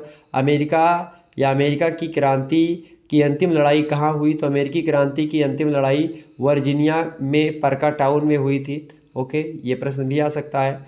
अगला क्वेश्चन है स्टेटस जनरल कहाँ की पार्लियामेंट थी, बताएं। तो फ्रांस की पार्लियामेंट थी ये। ओके। स्टेटस जनरल कहाँ की पार्लियामेंट थी भाई? स्टेटस जनरल, तो ये फ्रांस की थी। अगला क्वेश्चन साहब देखिएगा, स्टेटस जनरल का अधिवेशन कब और कहाँ पर बुलाया गया था? तो ये कोई महिला नहीं है, ये बात ध्यान रखिएगा, नहीं तो आप सोच रहे हैं कि ये क्या, एक एक प्रकार से स्टेटस जनरल का एक प्रकार से पद होता, तो ये पार्लियामेंट टाइप का। तो ये कहाँ की पार्लियामेंट से संसद? स्टेटस जनरल एक प्रकार की संसद, ठीक है। तो ये फ्रांस की संसद थी। स्टेटस जनरल का अधिवेशन कब और कहाँ बुलाया गया? तो 5 मई 1789 को पेरिस में बुलाया गया था, फ्रांस की राजधानी में। अगला क्वेश्चन से 73 नंबर, सामान्य जनता के प्रतिनिधियों ने कहाँ और किसकी अध्यक्षता में शपथ ली थी? बताइए। तो सामान्य जनता के प्रतिनिधियों ने कहाँ और किसकी अध्यक्षता में शपथ ली थी भाई? तो संसद भवन के पास टेनिस कोर्ट में बेली की अध्यक्षता में एक प्रकार से शपथ ली थी। इंपॉर्टेंट प्रश्न है ये, परीक्षा में आपके आ सकता है। ओके। अगला क्वेश्चन है आपका 74 नंबर, बास्तील का पतन कब हुआ? बास्तीन या बास्तील, बताया। तो बास्तील का पतन 14 जुलाई 1789 ईस्वी में हुआ, बास्तीन का पतन। अगला क्वेश्चन है आपका, लुई 14वां का वध कब किया गया? तो ये 21 जनवरी 1793 को किया गया था इसका वध। अगला क्वेश्चन है आपका 76 नंबर, फ्रांस में गणतंत्र कब घोषित किया गया? तो 22 सितंबर 1789 ईस्वी को गणतंत्र घोषित किया गया फ्रांस। इंपॉर्टेंट प्रश्न है ये, ठीक है, 76 नंबर। अगला प्रश्न आपका 77 नंबर प्रश्न आ चुका है, फ्रांस की जो है डायरेक्टरी व्यवस्था क्या थी? तो फ्रांस में 5 सदस्यीय समिति शासन संचालन के लिए नियुक्त की गई थी। इसी व्यवस्था को डायरेक्टरी व्यवस्था कहा जाता है, ठीक है, ये बात ध्यान रखिएगा। तो फ्रांस में 5 सदस्यों की एक समिति बनाई गई शासन को चलाने के लिए, तो उसी को एक प्रकार से डायरेक्टरी व्यवस्था कहा जाता है फ्रांस में। अगला क्वेश्चन मतलब उस समय बनी थी। अगला क्वेश्चन से 78 नंबर प्रश्न है, डायरेक्टरी का तख्ता कब और किसने और क्यों पलटा था? तो 10 नवंबर 1799 ईस्वी को नेपोलियन बोनापार्ट की कुशासन समाप्ति के निमित्त पलटा गया था। तो क्यों पलटा गया था? कुशासन समाप्ति के निमित्त पलटा गया था। किसने पलटा था? तो नेपोलियन बोनापार्ट ने पलटा था। कब पलटा था? 10 नवंबर 1799 को। तो ये प्रश्न इंपॉर्टेंट है, एक आध प्रश्न यहाँ से आ सकता है इसी से 78 से। अगला क्वेश्चन है 79 नंबर प्रश्न, फ्रांसीसी राजक्रांति कब प्रारंभ हुई? तो फ्रांसीसी राजक्रांति 1789 ईस्वी में आरंभ हुई थी। इंपॉर्टेंट प्रश्न। अगला क्वेश्चन से आपकी स्क्रीन पर आ चुका है 80 नंबर प्रश्न, आप देखिएगा। चलिए एक बार सभी लोग शेयर कर दीजिएगा वीडियो को, लाइक करते रहिए। जितने भी लोग हमारे साथ नए जुड़ रहे हैं सभी लोग वीडियो को लाइक और शेयर करते रहिएगा। 80 नंबर प्रश्न है, वह कौन सा वारंट था जो फ्रांसीसी राजा के द्वारा जनता पर क्रांति के पूर्व जारी किया गया जाता था? बताएं। तो लेटर्स द कासे ये वारंट था जो फ्रांसीसी राजा के द्वारा जनता पर क्रांति के पहले जारी किया जाता था। कौन सा? लेटर्स द कासे जो है वारंट। अगला प्रश्न है 81 नंबर, 1789 ईस्वी की फ्रांसीसी क्रांति के समय वहाँ का शासक कौन था? तो लुई 14वां शासक था 1789 की क्रांति के समय। इंपॉर्टेंट प्रश्न है, ये प्रश्न हमेशा आता है एग्जाम में, ऑब्जेक्टिव में भी और उसमें, तो ऑब्जेक्टिव वालों एकदम से रट लीजिएगा एकदम से इसको। अगला प्रश्न 82 नंबर, किन दार्शनिकों ने फ्रांस में क्रांति के बीज बोए थे? तो मॉन्टेस्क्यू, वाल्टेयर, रूसो, दिदरो और केने ने। इन सभी लोगों ने, मॉन्टेस्क्यू, वाल्टेयर, रूसो, दिदरो और केने, इन सभी लोगों ने फ्रांस में क्रांति के बीज बोए थे। इंपॉर्टेंट है, इन सभी के नाम याद रख लीजिएगा। अगला क्वेश्चन है नेपोलियन बोनापार्ट का उदय कब हुआ? नेपोलियन बोनापार्ट का उदय हुआ था 1899 ईस्वी में। Okay. Next question, Napoleon Bonaparte France का जो है चांसलर कब बना? तो ये बना था नेपोलियन बोनापार्ट 1799 में। यहाँ पर एक मिनट, यहाँ पर उदय कब हुआ इसका? 1799 करिएगा यहाँ पर। 1799 में कांसल बना ये, मतलब कि चांसल या कांसल। अगला क्वेश्चन है, फ्रांस में काउंसिल को कितने वर्षों के लिए चुना जाता था? तो फ्रांस में काउंसिल को 5 वर्षों के लिए चुना जाता था। अगला क्वेश्चन है 86 नंबर, नेपोलियन और इंग्लैंड की संधि का क्या नाम था? नेपोलियन और इंग्लैंड की संधि का नाम था आमीन की संधि। ओके। इंपॉर्टेंट प्रश्न है, आपसे पूछ सकता है आमीन की संधि किसके किसके बीच में हुई? नेपोलियन और इंग्लैंड के बीच में, ठीक है। अगला क्वेश्चन आपका, नेपोलियन ने 1801 ईस्वी में किससे संधि की थी? तो नेपोलियन ने 1801 ईस्वी में लुनेविल से संधि करी थी। ओके, किससे? लुनेविल से। अगला क्वेश्चन से 88 नंबर देखेंगे, ट्रिब्यूनेट में सदस्यों की कितनी संख्या रखी गई थी? बताइए सभी लोग। तो ट्रिब्यूनेट में सदस्यों की जो संख्या रखी गई थी वो कितनी 100 सदस्य थे। इंपॉर्टेंट प्रश्न है, पूछा जा सकता है परीक्षा में। अगला क्वेश्चन है 89 नंबर प्रश्न देखेंगे, नेपोलियन का जन्म कब और कहाँ हुआ था? तो नेपोलियन बोनापार्ट का जन्म कोर्सिका द्वीप के आपाचियो नामक नगर में 15 अगस्त 1769 ईस्वी को एक निर्धन वकील के घर में हुआ था। ओके, अगला क्वेश्चन देखेंगे 90 नंबर। फ्रांसीसी कानून की आधारशिला क्या है? तो फ्रांसीसी कानून की आधारशिला जो है, आधार शिक्षा जो है 1804 ईस्वी में नेपोलियन द्वारा निर्माण कराई गई विधि संहिता है। तो वही एक प्रकार से कानून की आधारशिला मानी जाती है जो नेपोलियन के द्वारा विधि संहिता बनवाई गई। ठीक है, ये बात ध्यान रखिएगा। 1804 ईस्वी में एक विधि संहिता है, विधि माने कानून, संहिता माने एक प्रकार से एक पुस्तक टाइप की। ठीक है, अगला क्वेश्चन साहब देखिएगा 91 नंबर प्रश्न। नेपोलियन का किस किस राज्य के साथ युद्ध हुआ? ऑस्ट्रेलिया के साथ युद्ध हुआ। ऑस्ट्रेलिया नहीं, ऑस्ट्रिया दूसरा है, और यूरोप की कंट्री है ऑस्ट्रिया, और ऑस्ट्रेलिया जो है ये ऑस्ट्रेलिया महाद्वीप में है। ठीक है, तो ऑस्ट्रिया, मिस्र, सीरिया, आर्कोला और पिरामिड, इन सभी के साथ नेपोलियन का युद्ध हुआ। अगला क्वेश्चन 92 देखिएगा। नेपोलियन किस तरह का राजा था? नेपोलियन गौरवशाली राजा था, प्रतापी राजा था और शक्तिशाली राजा था। ओके, अगला क्वेश्चन साहब देखिएगा 93 नंबर प्रश्न है। आर्थिक उत्पादन वृद्धि और गतिशीलता अवरुद्ध होने पर नेपोलियन ने क्या सुधार किए? तो आर्थिक उत्पादन वृद्धि और गतिशीलता को पुनः सुचारू रूप से चलाने के लिए नेपोलियन ने कर पद्धति में सुधार किया। किस में सुधार किया? तो कर पद्धति में सुधार किया नेपोलियन ने। अगला प्रश्न आप देखिएगा 94 नंबर प्रश्न आपकी स्क्रीन पर आ चुका है। नेपोलियन के समय में फ्रांस कितने भागों में विभक्त था, कितने प्रांतों में बटा हुआ था? तो नेपोलियन के समय फ्रांस 102 प्रांतों में विभक्त था। इंपॉर्टेंट प्रश्न परीक्षा में आ सकता है। आगे देखिएगा, अगला प्रश्न आपकी स्क्रीन पर आ चुका है। 95 नंबर प्रश्न है। नेपोलियन ने किस प्रकार से धार्मिक सुधार किया? तो नेपोलियन ने धार्मिक सुधार के लिए धार्मिक सहनशीलता और स्वतंत्रता की नीति अपनाई तथा रोम के पोप से 1801 से लेकर के 1802 ईस्वी में समझौता भी कर लिया। नेपोलियन इस प्रकार से धार्मिक सुधार किया था इसने। ओके, इंपॉर्टेंट है। अगला क्वेश्चन से आपका 96 नंबर देखिएगा। नेपोलियन द्वारा फ्रांस के लिए तैयार की गई विधि संहिता को अन्य किस नाम से जाना जाता है? तो नेपोलियन के द्वारा जो बनाई गई विधि संहिता है इसको नेपोलियन कोड के नाम से भी जाना जाता है। किसके नाम से? नेपोलियन कोड के नाम से जाना जाता है। थोड़ा सा ध्यान रखिएगा। आगे बढ़ते हैं अगला क्वेश्चन। अगला प्रश्न आपका 97 नंबर प्रश्न आ चुका है। नेपोलियन के साम्राज्य में कौन कौन से राज आते थे? तो हॉलैंड, स्पेन, राइन का राज संघ, वर्षा, स्विट्जरलैंड, ये सब एक प्रकार से नेपोलियन के साम्राज्य में आते थे, ध्यान रखेंगे। अगला प्रश्न 98 नंबर। आधुनिक युग का सबसे महान व्यक्ति कौन था? तो नेपोलियन बोनापार्ट जो था ये आधुनिक युग का सबसे महान व्यक्ति था। ओके, याद रख लीजिएगा। अगला क्वेश्चन से नेपोलियन ने किस तंत्र का विरोध किया? तो नेपोलियन बोनापार्ट ने लोकतंत्र का विरोध किया था खुल करके। अगला क्वेश्चन से आपका आ चुका 100 नंबर प्रश्न है। नेपोलियन के समय में राजनीति का केंद्र क्या था? तो नेपोलियन के समय नेपोलियन की राजधानी पेरिस राजधानी का केंद्र थी। अगला क्वेश्चन देखिएगा। नेपोलियन बोनापार्ट के जीवन की टिप्पणी किस विद्वान ने लिखी? नेपोलियन बोनापार्ट के जीवन की टिप्पणी जॉर्ज डब्ल्यू साउथगटे ने लिखी। इंपॉर्टेंट प्रश्न है, एग्जाम में आ सकता है। अगला क्वेश्चन से 102 नंबर देखिएगा। नेपोलियन के प्रमुख मित्रों के नाम बताइए। तो जैसे लैने, जूनो, मार्मो, क्यूरा, ये सब नेपोलियन बोनापार्ट के प्रमुख मित्र थे। अगला क्वेश्चन से 103 नंबर। नेपोलियन का जन्म कब और कहाँ हुआ था? इंपॉर्टेंट प्रश्न परीक्षा में आ सकता है। नेपोलियन का जन्म 15 अगस्त 1769 ईस्वी को अजाकियो नगर में हुआ था। अगला क्वेश्चन से ऑस्ट्रिया की राजधानी का क्या नाम था? तो ऑस्ट्रिया की राजधानी का नाम था वियना। ठीक है, अगला क्वेश्चन साहब देखिएगा। नेपोलियन का समकालीन ऑस्ट्रिया का सम्राट कौन था? नेपोलियन का ही समकालीन था। ऑस्ट्रिया का जो सम्राट था उसका नाम था फ्रांसिस द्वितीय। नेक्स्ट क्वेश्चन साहब देखिएगा 106 नंबर प्रश्न आपकी स्क्रीन पर आ चुका है। नेपोलियन का किस भारतीय राजा से पत्राचार हो रहा था? तो टीपू सुल्तान से पत्राचार हो रहा था। नेपोलियन द्वितीय का मतलब नेपोलियन का टीपू सुल्तान से पत्राचार यानी पत्र के माध्यम से बात भी हुई थी। अगला क्वेश्चन से 107 नंबर।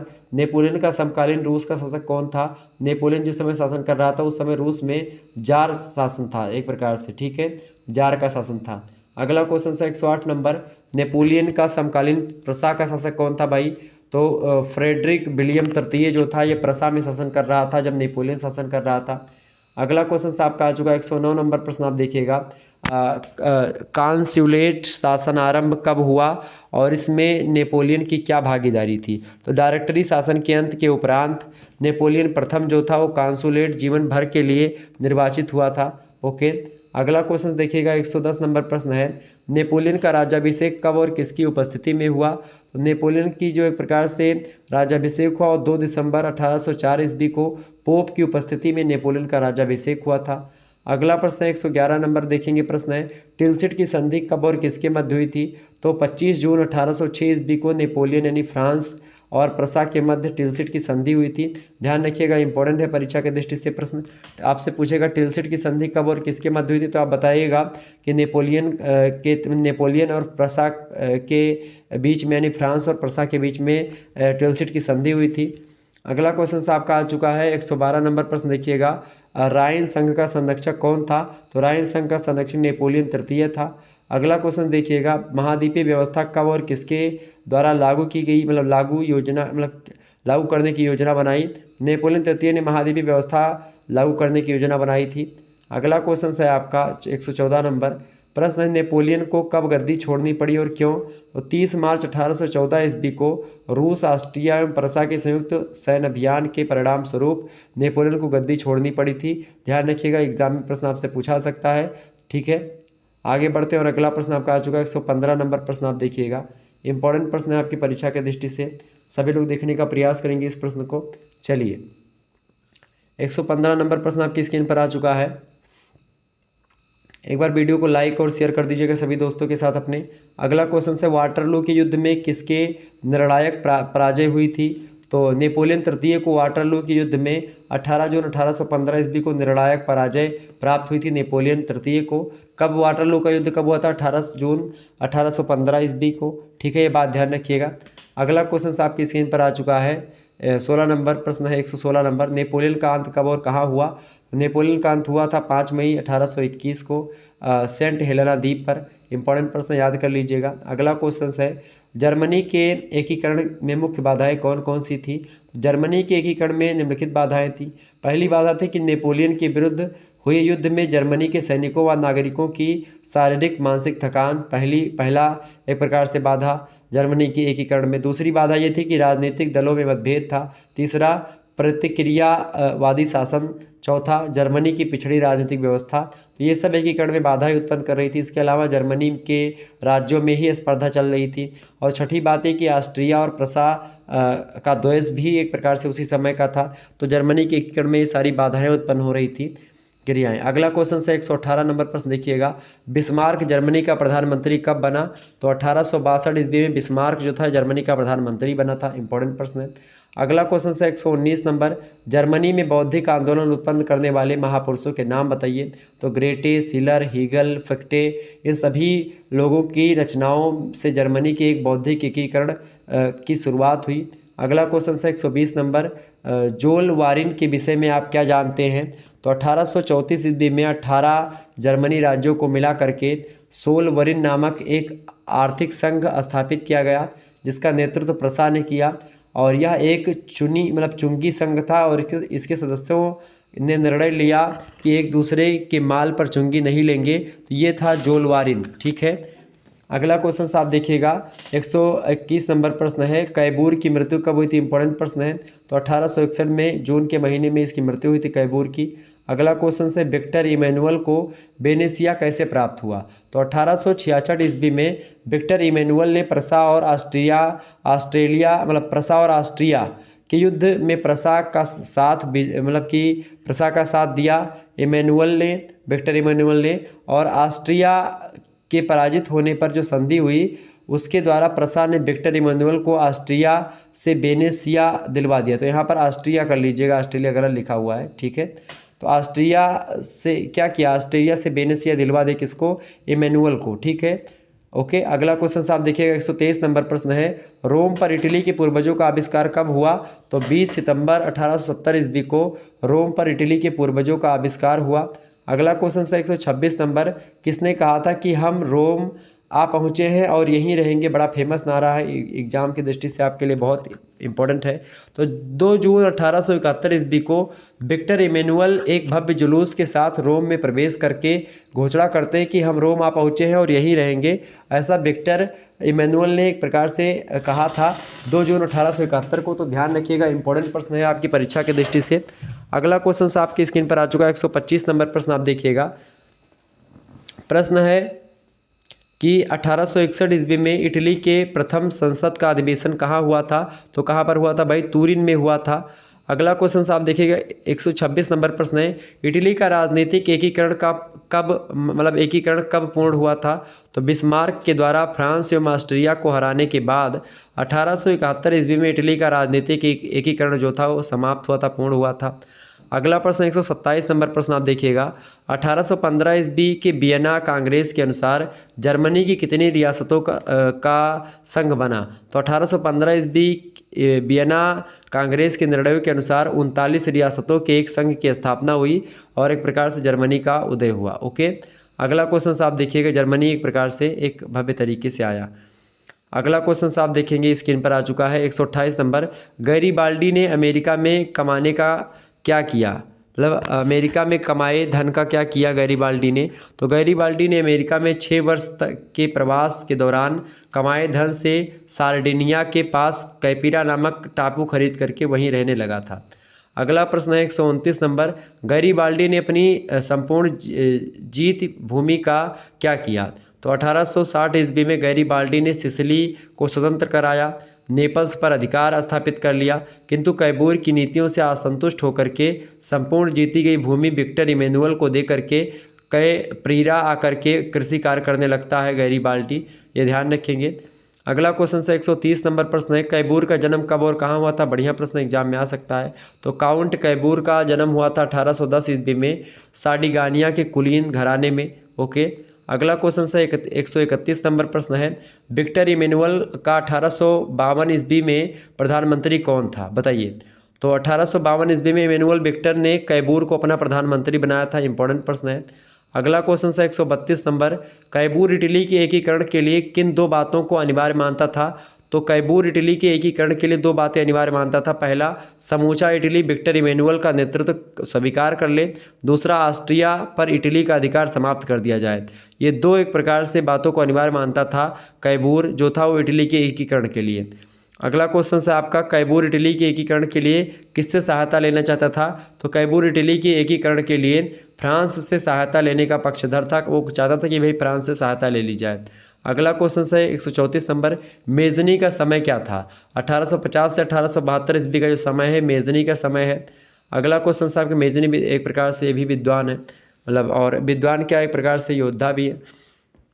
अगला प्रश्न, संघवादी दल का नेता कौन था? तो रोमन कैथोलिक का पादरी जियोवर्ती जो था ये संघवादी दल का प्रमुख नेता था। अगला क्वेश्चन है 136 नंबर देखिएगा, संवैधानिक राजतंत्रवादी दल किन लोगों का दल था?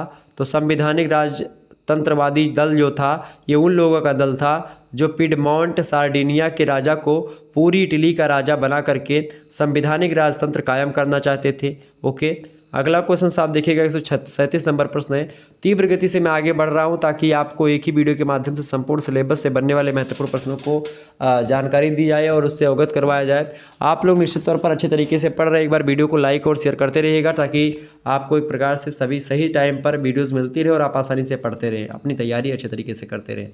अगला प्रश्न है, युवा इटली यानी यंग इटली का प्रत्येक सदस्य क्या शपथ लेता था? इंपॉर्टेंट प्रश्न है।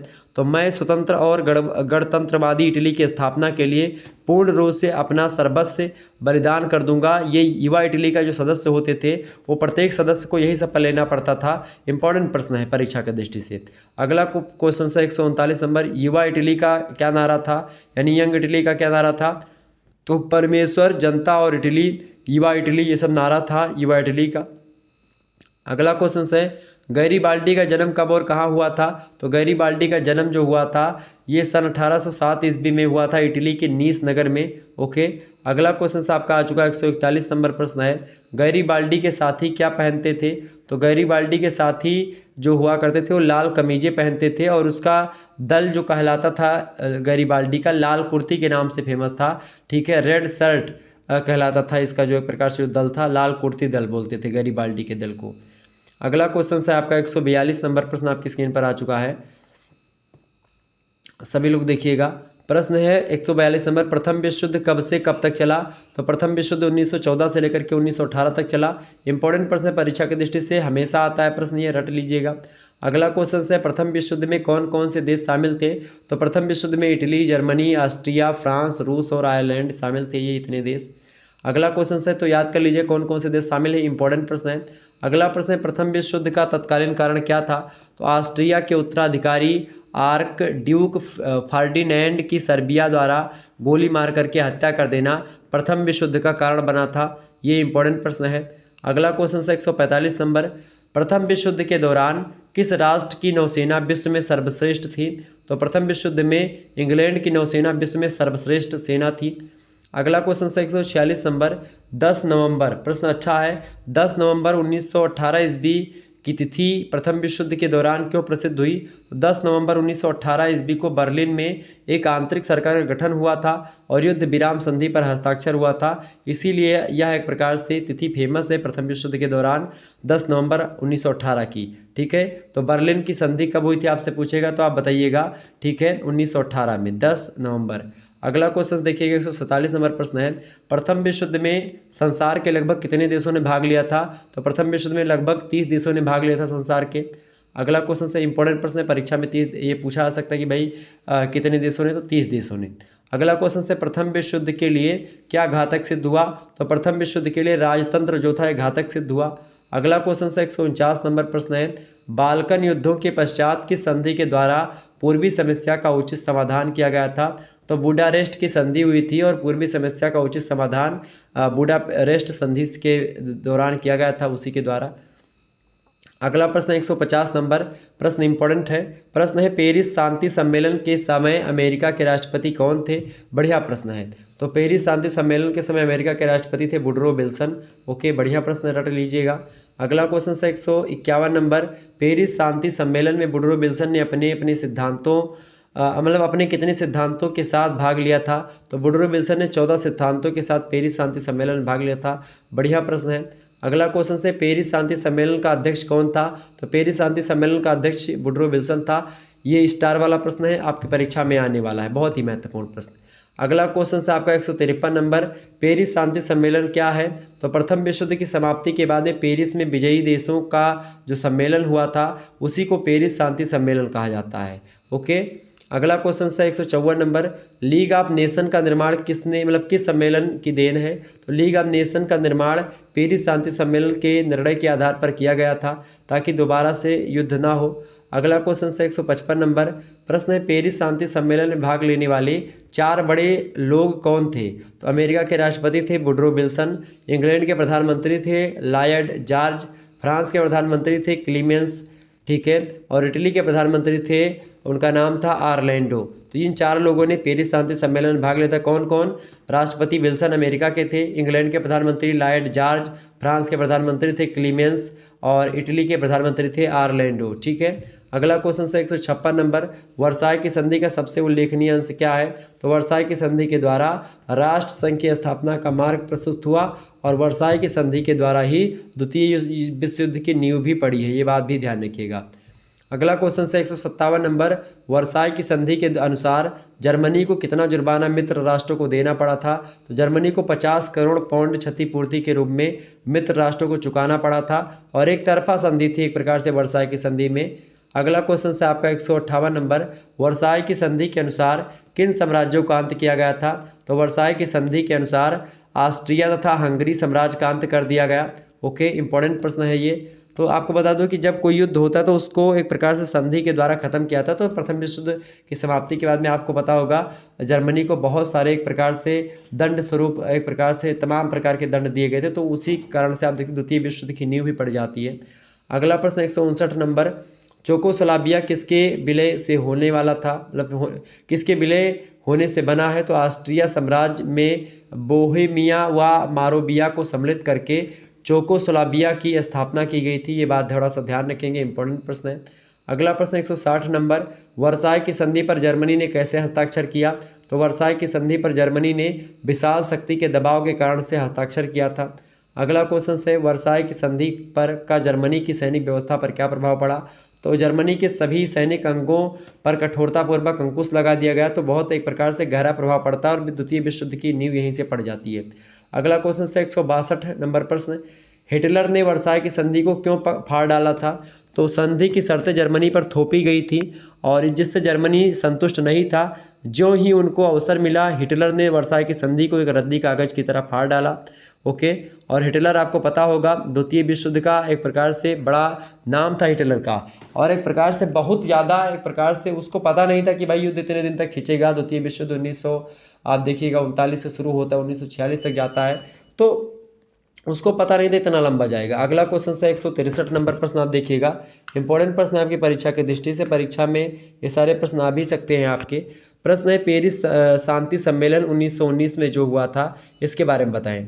तो 11 नवंबर 1918 ईस्वी को युद्ध विराम की संधि के बाद पेरिस में एक शांति सम्मेलन हुआ, मतलब प्रारंभ हुआ, जिसमें 32 देशों के प्रतिनिधियों ने भाग लिया था। 70 प्रतिनिधि थे 32 राष्ट्रों से, और यह सम्मेलन पेरिस में 18 जनवरी 1916 ईस्वी को प्रारंभ हुआ था।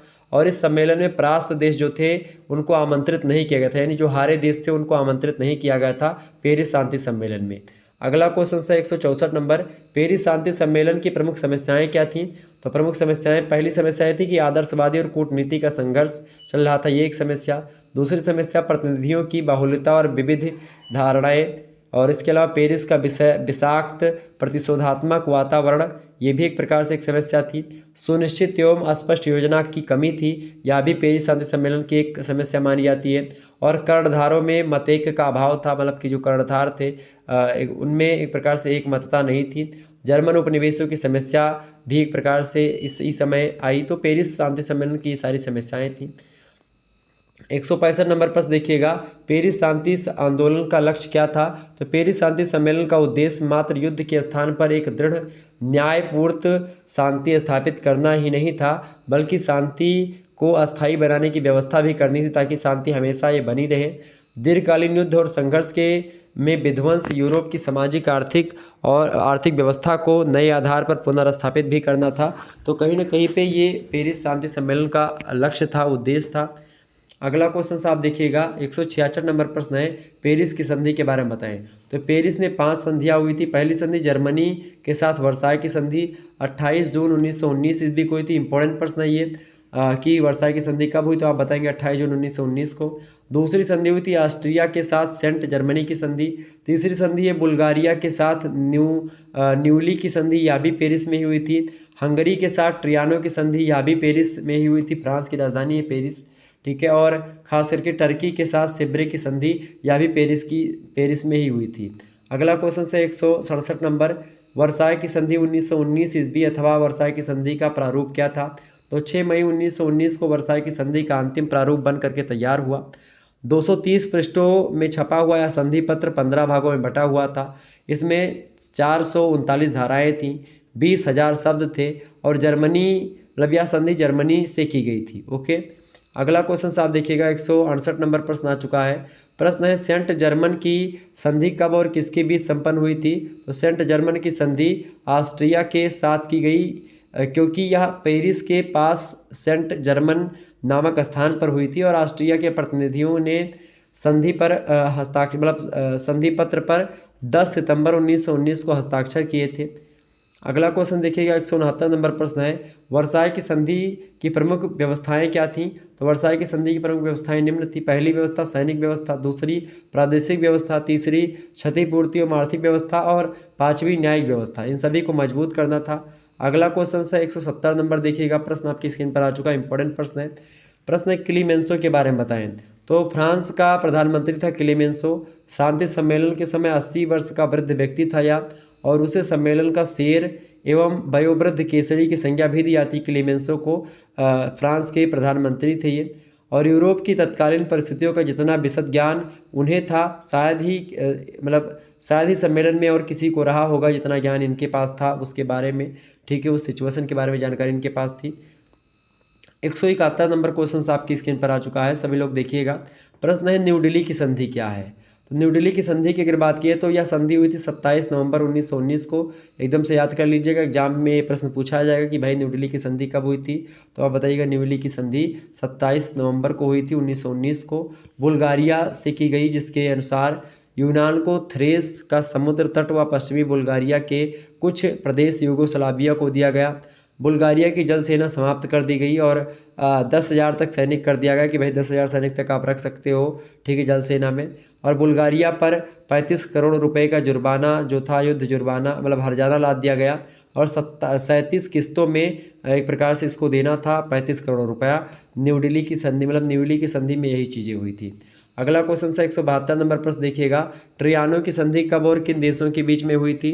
तो यह संधि जो हुई थी ट्रियानो की, यह हंगरी के साथ हुई थी, ओके, और यह जून के महीने में 1920 ईस्वी को हुई थी और इसके अनुसार ट्रांसबेनिया रोमानिया को और क्रासिया सर्बिया को दे दिया गया, यानी कि जो ट्रांसबेलिया था उसको रोमानिया को दे दिया गया, क्रीसिया को सर्बिया को दे दिया गया, हंगरी को ऑस्ट्रिया से अलग कर दिया गया। ये सब ट्रियानो की संधि में ही हुआ। अगला क्वेश्चन से आपका 173 नंबर दिखेगा, सेब्रे की संधि कब और किससे हुई थी? तो यह संधि तुर्की की भगोड़ी सरकार के साथ हुई थी 10 अगस्त 1920 ईस्वी को। अगला क्वेश्चन से लोसान की संधि किन दो निर्णयों को कि लोसान की जो संधि हुई थी इसके दो निर्णय कौन कौन से थे, लिखिए। तो लोसान की संधि की बात किए तो पूर्वी थ्रेस स्मरना और आर्मेनिया टर्की को लौटा दिया गया, पहली बात तो ये हुई इस निर्णय में। दूसरा निर्णय ये था कि मेसोपोटामिया, सूडान, सीरिया, अरब, मिस्र, साइप्रस, फिलिस्तीन पर उसका अधिकार छीन लिया गया। तो एक प्रकार से लोसान संधि के दो निर्णय हैं। अगला क्वेश्चन है आपका, बोल्शेविक की क्रांति कब हुई? तो बोल्शेविक की क्रांति 1917 ईस्वी में हुई, इंपॉर्टेंट प्रश्न है। अगला क्वेश्चन से बोल्शेविक का क्या बोल्शेविक क्या था? तो बोल्शेविक रूस का एक राजनीतिक समूह था, बोल्शेविक था और इसी के द्वारा क्रांति हुई थी। अगला क्वेश्चन से रूस में, तो रूस में 1917 ईस्वी की क्रांति का नाम बोल्शेविक की क्रांति क्यों पड़ा? तो रूस में सन 1917 ईस्वी में बोल्शेविक राजनीतिक समूह द्वारा क्रांति की दशा और दिशा का निर्धारण एवं सक्रिय भूमिका निभाने के कारण से इसका नाम बोल्शेविक क्रांति पड़ा। चूँकि बोल्शेविक राजनीतिक समूह जो था ये क्रांति को एक प्रकार से अच्छे तरीके से आगे बढ़ा रहा था, इसीलिए इसको बोल्शेविक क्रांति भी कहते हैं। अगला प्रश्न है आपका 178 नंबर, बोल्शेविक की क्रांति का क्या परिणाम हुआ? फटाफट से आप बताने का प्रयास करेंगे। तो बोल्शेविक क्रांति के फलस्वरूप निकोलस की तानाशाही, एक तंत्री तथा स्वेच्छाचारी शासन का, पूंजीपतियों तथा सामंतों का अंत हुआ। तो ये सब बोल्शेविक क्रांति का परिणाम हुआ। 179 नंबर प्रश्न देखिएगा, बोल्शेविक क्रांति का सामाजिक तथा आर्थिक कारण क्या था? तो उस समय रूस में उच्च वर्गों के लोगों को सारे अधिकार प्राप्त थे, निम्न वर्ग को किसी भी प्रकार का अधिकार नहीं था, निम्न वर्ग की आर्थिक स्थिति बहुत दयनीय थी और फलस्वरूप बोल्शेविक क्रांति का जन्म हुआ। ओके, ये बात ध्यान रखिएगा। अगला क्वेश्चन आपकी स्क्रीन पर आ चुका है, देखेंगे सभी लोग फटाफट से। प्रश्न 180 नंबर, बोल्शेविक की क्रांति का उत्पादन और वितरण साधनों पर क्या प्रभाव पड़ा? तो बोल्शेविक क्रांति के फलस्वरूप उत्पादन और वितरण के साधनों पर राज्यों का नियंत्रण जो था वो स्थापित हो जाता है। अगला क्वेश्चन है 181 नंबर, बोल्शेविक क्रांति का रूस के आर्थिक विकास पर क्या प्रभाव पड़ा? तो रूस की क्रांति पर खास रूस की क्रांति का रूस वैज्ञानिक तकनीकी के माध्यम से रूस की क्रांति के माध्यम से इसके फलस्वरूप रूस वैज्ञानिक तकनीकी के माध्यम से आर्थिक विकास की ओर आगे बढ़ा। अगला क्वेश्चन आप देखिएगा 182 नंबर प्रश्न है, 16 वर्ष के बच्चों के लिए शिक्षा को निःशुल्क और अनिवार्य किस क्रांति के परिणाम स्वरूप किया गया था? तो ये रूस की क्रांति के परिणाम स्वरूप ही किया गया था, बोल्शेविक की क्रांति।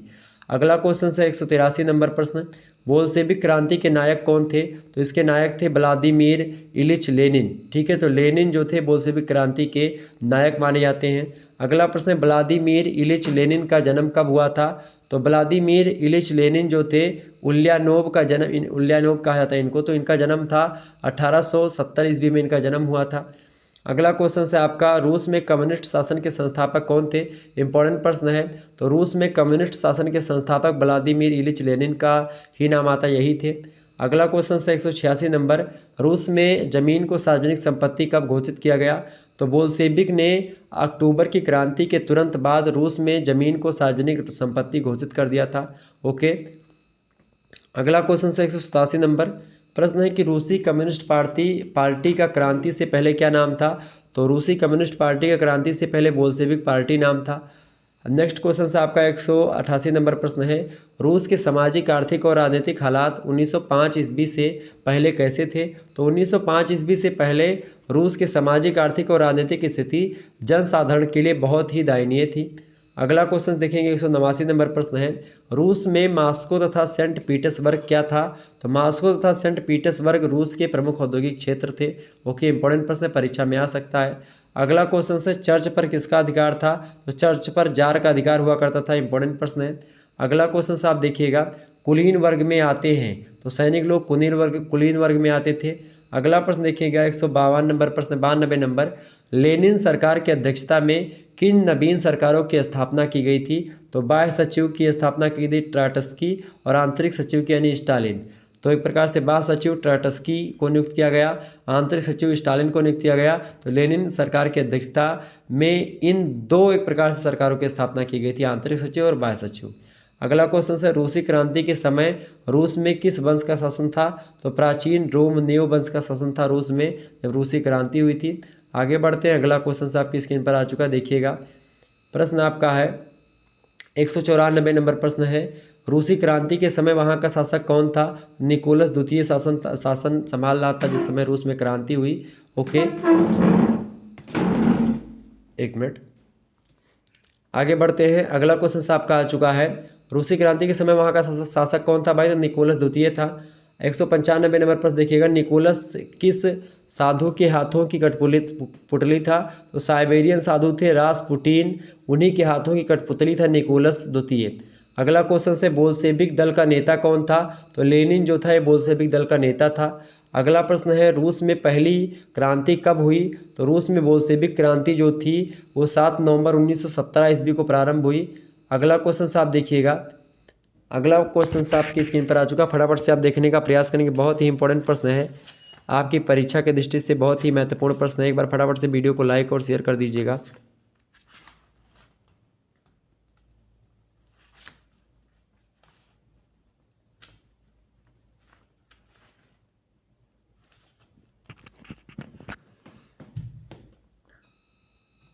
अगला क्वेश्चन आपकी स्क्रीन पर आ चुका है, सभी लोग देखेंगे।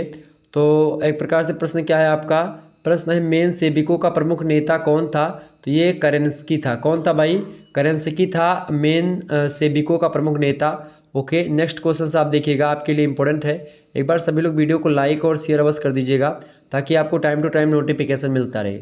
अगला क्वेश्चन आपका आ चुका है 199 नंबर प्रश्न है, रूसी समाजवादी प्रजातांत्रिक दल की स्थापना कब हुई थी? तो 1883 ईस्वी में हुई थी। अगला क्वेश्चन है 200 नंबर प्रश्न है, द्वितीय विश्व युद्ध कब प्रारंभ हुआ था? तो द्वितीय विश्व युद्ध जो प्रारंभ हुआ था, इंपॉर्टेंट प्रश्न है, परीक्षा में प्रश्न आएगा। तो ये एक प्रकार से बहुत ही इंपॉर्टेंट प्रश्न है। द्वितीय विश्व युद्ध की शुरुआत 1 सितंबर 1939 को हुई थी। अगला क्वेश्चन आपकी स्क्रीन पर आ चुका है, 201 नंबर देखिएगा। प्रश्न है, साइरिल फाल्ज ने द्वितीय विश्व युद्ध का क्या कारण माना? तो साइरिल फाल्ज ने द्वितीय विश्व युद्ध को मूलतः एक प्रतिशोधात्मक युद्ध माना है। ओके, कि एक प्रतिशोध के रूप में युद्ध किया गया था, चूँकि वर्साय की संधि में क्या हुआ था कि बहुत ज़्यादा एक प्रकार से एक तरफा निर्णय हुआ था, इसी कारण से हुआ।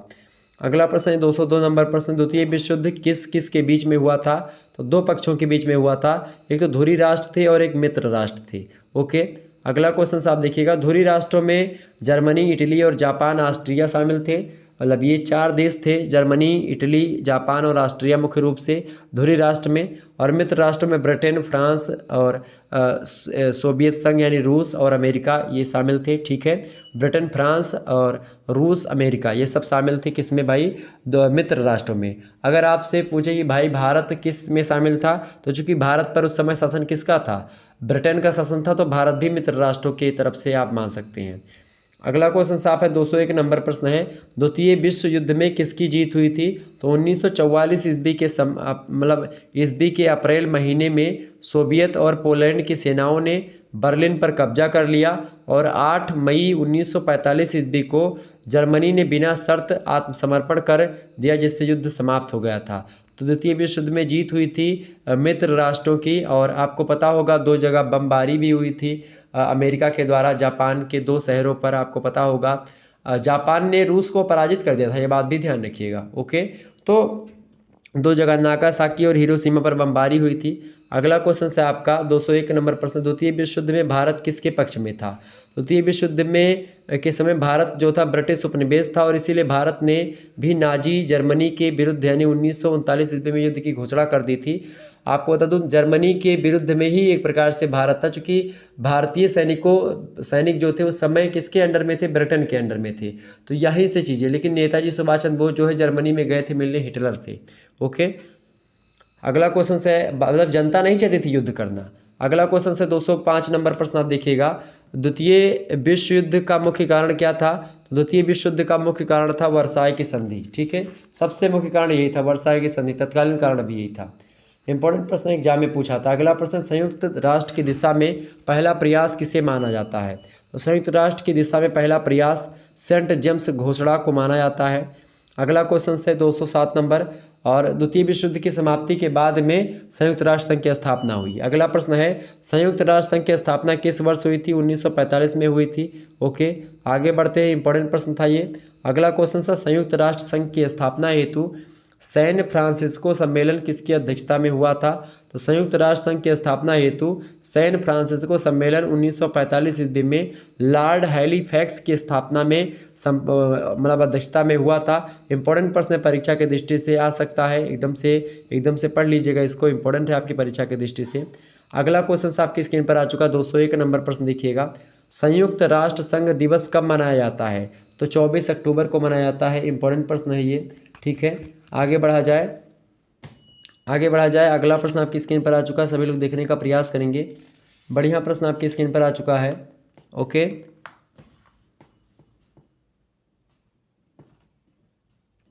तो 24 अक्टूबर 1945 ईस्वी को खास करके जो है स्थापित किया गया, और इसमें 5 सदस्य होते हैं। खास करके संयुक्त राष्ट्र संघ में आपको पता होगा मतलब 5 सदस्य हैं, अमेरिका, इंग्लैंड, फ्रांस, रूस और चीन, 5 सदस्य हैं। ओके, आगे बढ़ते हैं। अगला क्वेश्चन से आपका अस्थायी सदस्य हैं ये। अगला प्रश्न है, तो संयुक्त राष्ट्र संघ के पहले महासचिव कौन थे। तो संयुक्त राष्ट्र संघ के पहले महासचिव थे ट्रिगबेली। इंपॉर्टेंट प्रश्न है, एग्जाम में प्रश्न आ सकता है ये।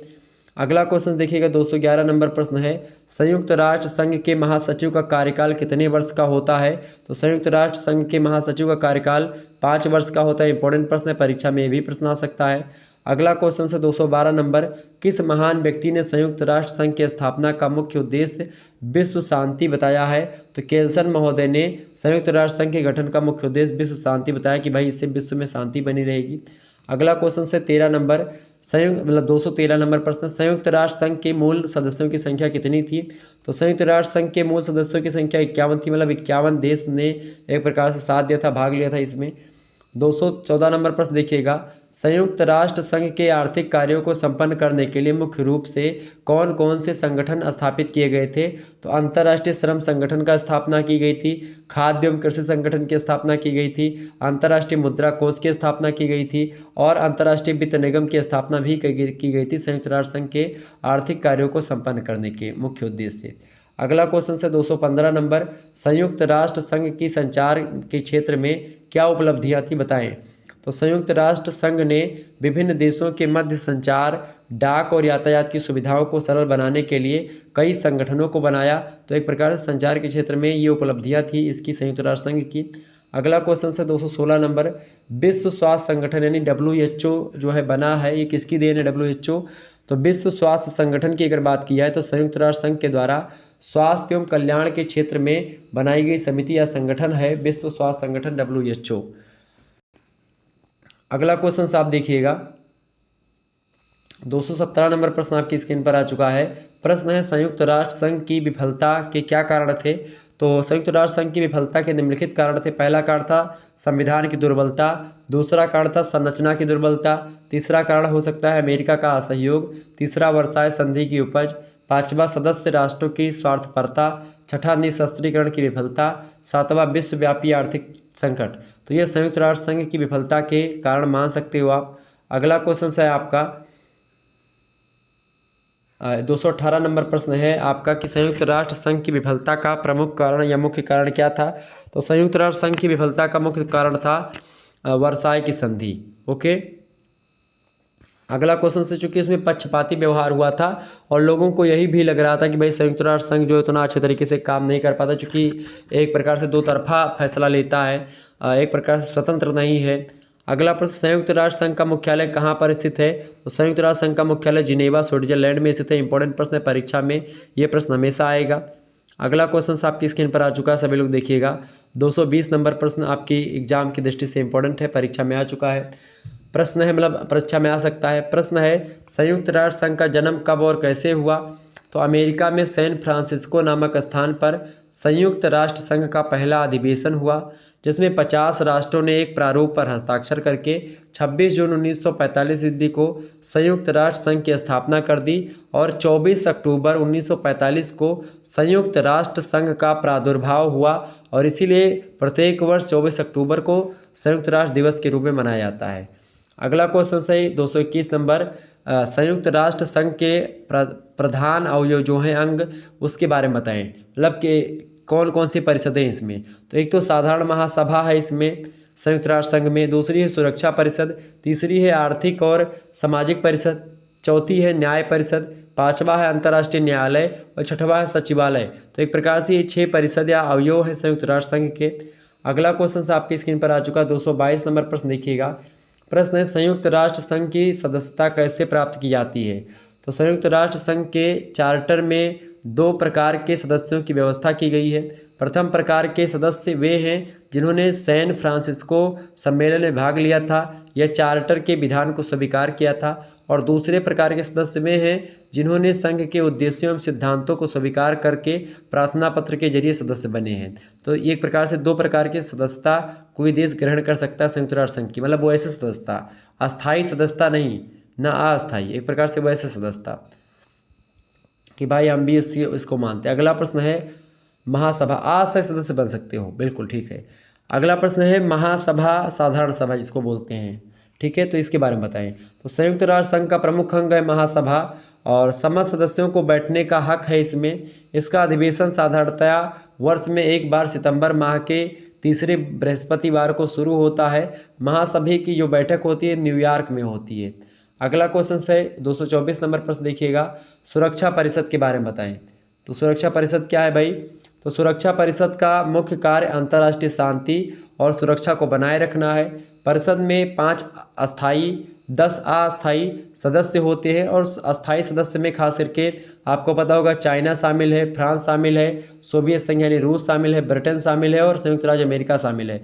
भारत को एक प्रकार से शामिल होने के लिए एक प्रकार से मतलब कोई रोकता तो नहीं है, हालांकि चीन जो है इसमें अड़चने डालता है, बाकी 4 देश तो मान ही जाते हैं, लेकिन चाइना जो है हमेशा एक प्रकार से भारत को अस्थायी सदस्य बनने से रोकता रहता है, ठीक है। तो 5 अस्थायी सदस्य हैं और 10 अस्थायी सदस्य होते हैं और बाकी सदस्य और भी होते हैं शामिल, जो होना चाहिए उसमें एक प्रकार से कि हम मानते हैं भाई। और लगभग सभी अब तो संयुक्त राष्ट्र संघ एक प्रकार से पूरे संसार का एक प्रकार से संगठन माना जाता है। अगला क्वेश्चन से 225 नंबर प्रश्न, निषेधाधिकार यानी वीटो पावर क्या है? तो वीटो पावर एक प्रकार से सुरक्षा परिषद के अस्थायी सदस्यों की प्रक्रिया संबंधी मामले में निर्णय हेतु उपस्थिति अनिवार्य नहीं है, लेकिन महत्वपूर्ण मामलों में उपस्थिति अनिवार्य है। यदि महत्वपूर्ण मामलों में कोई अस्थायी सदस्य निर्णय के विरुद्ध मत देता है तो निर्णय अमान्य माना जाता है और यही अधिकारी अस्थायी सदस्यों का वीटो एक प्रकार से अधिकार माना जाता है। जैसे कि भारत जो है शामिल होने का प्रयास करता है संयुक्त राष्ट्र सदस्य की एक प्रकार से सुरक्षा परिषद का सदस्य बनना चाहता है 5 अस्थायी सदस्यों में, तो एक प्रकार से क्या होता है कि उसमें चाइना जो है वीटो पावर का प्रयोग करके अपने भारत को एक प्रकार से मतलब मना कर देता है कि भाई हम इस पर हस्ताक्षर नहीं करेंगे। बाकी तो 4 कर ही देते हैं, बाकी ये नहीं करता अमेरिका मतलब चाइना, ठीक है। अगला प्रश्न है आपका 226 नंबर प्रश्न आपका है, अंतर्राष्ट्रीय न्यायालय क्या है? तो संयुक्त राष्ट्र के चार्टर के 14वें अध्याय में 92 से 96वीं धारा जो है उस तक इसके संगठन एवं क्षेत्राधिकार का उल्लेख किया गया है। संयुक्त राष्ट्र जो चार्टर था उसमें, और इसका मुख्यालय हेग यानी हॉलैंड में है, अंतर्राष्ट्रीय न्यायालय का, इंटरनेशनल कोर्ट का। और इसमें 15 न्यायाधीश 9 वर्ष के लिए नियुक्त किए जाते हैं। न्यायालय के सभी निर्णय बहुमत से लिए जाते हैं, ये बात ध्यान रखेंगे। अगला क्वेश्चन आपकी स्क्रीन पर आ चुका है 227 नंबर प्रश्न देखिएगा। प्रश्न है, सचिवालय क्या है? इसका एक अवयव है, इसका एक तत्व है, मतलब एक परिषद है। तो सचिवालय की बात की तो चार्टर के 15वें अध्याय में 97 धारा से लेकर के 101 धाराओं तक संघ के कार्यों को संपादित करने वाले सचिवालय का वर्णन है।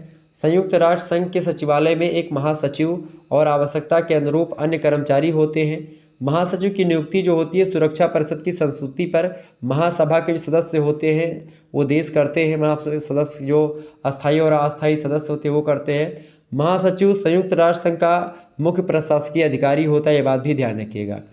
नेक्स्ट क्वेश्चन आपकी स्क्रीन पर आ चुका है 228 नंबर, न्याय परिषद के बारे में बताएं। तो ज़्यादा नहीं बचा है क्लास, आप लोग परेशान हो रहे हैं, तो बस थोड़ी सी और क्लास बची हुई है 1-2 मिनट की, तो आप लोग उसको ले लीजिए। एक बार सभी लोग वीडियो को लाइक और शेयर बस कर दीजिएगा, ओके। और इसी प्रकार से आपके जो भी सब्जेक्ट लगे होंगे, इसी प्रकार से सारे सब्जेक्ट की वीडियो प्लेलिस्ट में आपको मिल जाएगी, आप देख लीजिएगा। प्रश्न है न्याय परिषद। तो चार्टर का 8वां न्याय परिषद के संबंध में विचार करता, मतलब जो 8वां चार्टर है वो न्याय परिषद के संबंध में विचार करता है। अनुच्छेद 75 के अनुसार संयुक्त राष्ट्र संघ अपने अधिकार क्षेत्र के अंतर्गत न्याय क्षेत्रों के प्रशासन और नियंत्रण के लिए एक अंतर्राष्ट्रीय न्याय व्यवस्था स्थापित करेगा जो समझौते के द्वारा संपादित होगा। तो ये न्याय परिषद के बारे में कुछ चीज़ें हो गई। और लास्ट प्रश्न 229 नंबर प्रश्न है, आर्थिक और सामाजिक परिषद के बारे में बताएं। तो आर्थिक एवं सामाजिक परिषद का संयुक्त राष्ट्र में महासभा तथा सुरक्षा परिषद के बाद तीसरा महत्वपूर्ण स्थान है सामाजिक परिषद का।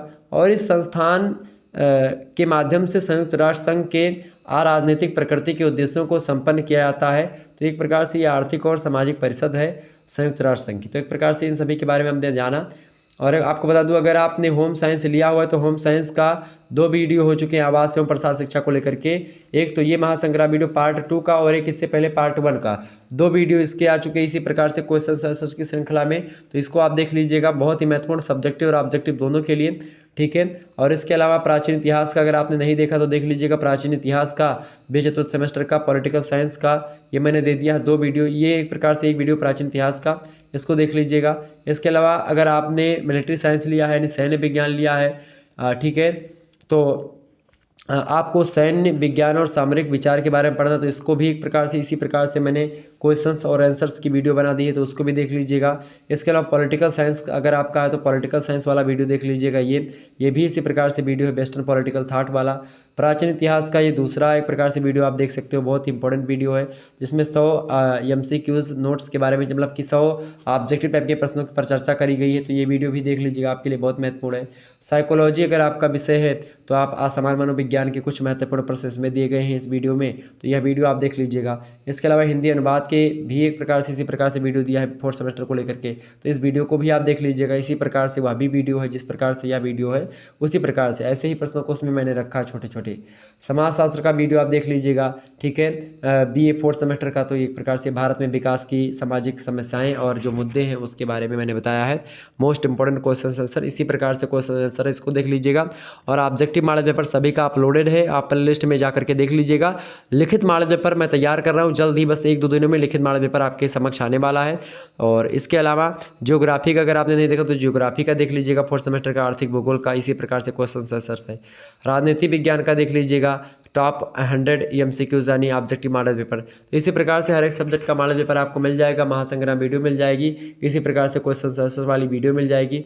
प्ले लिस्ट में आप देख लीजिएगा, प्ले लिस्ट मैंने बना दी हर एक सब्जेक्ट की। धन्यवाद, मिलती है फिर नेक्स्ट वीडियो में, तब तक के लिए जय हिंद जय भारत। आप सभी का बहुत बहुत धन्यवाद हमारे से जुड़ने के लिए। इसी प्रकार से अपना प्यार हमेशा बनाए रखिएगा, ओके। चलिए, बहुत बहुत धन्यवाद आप सभी का।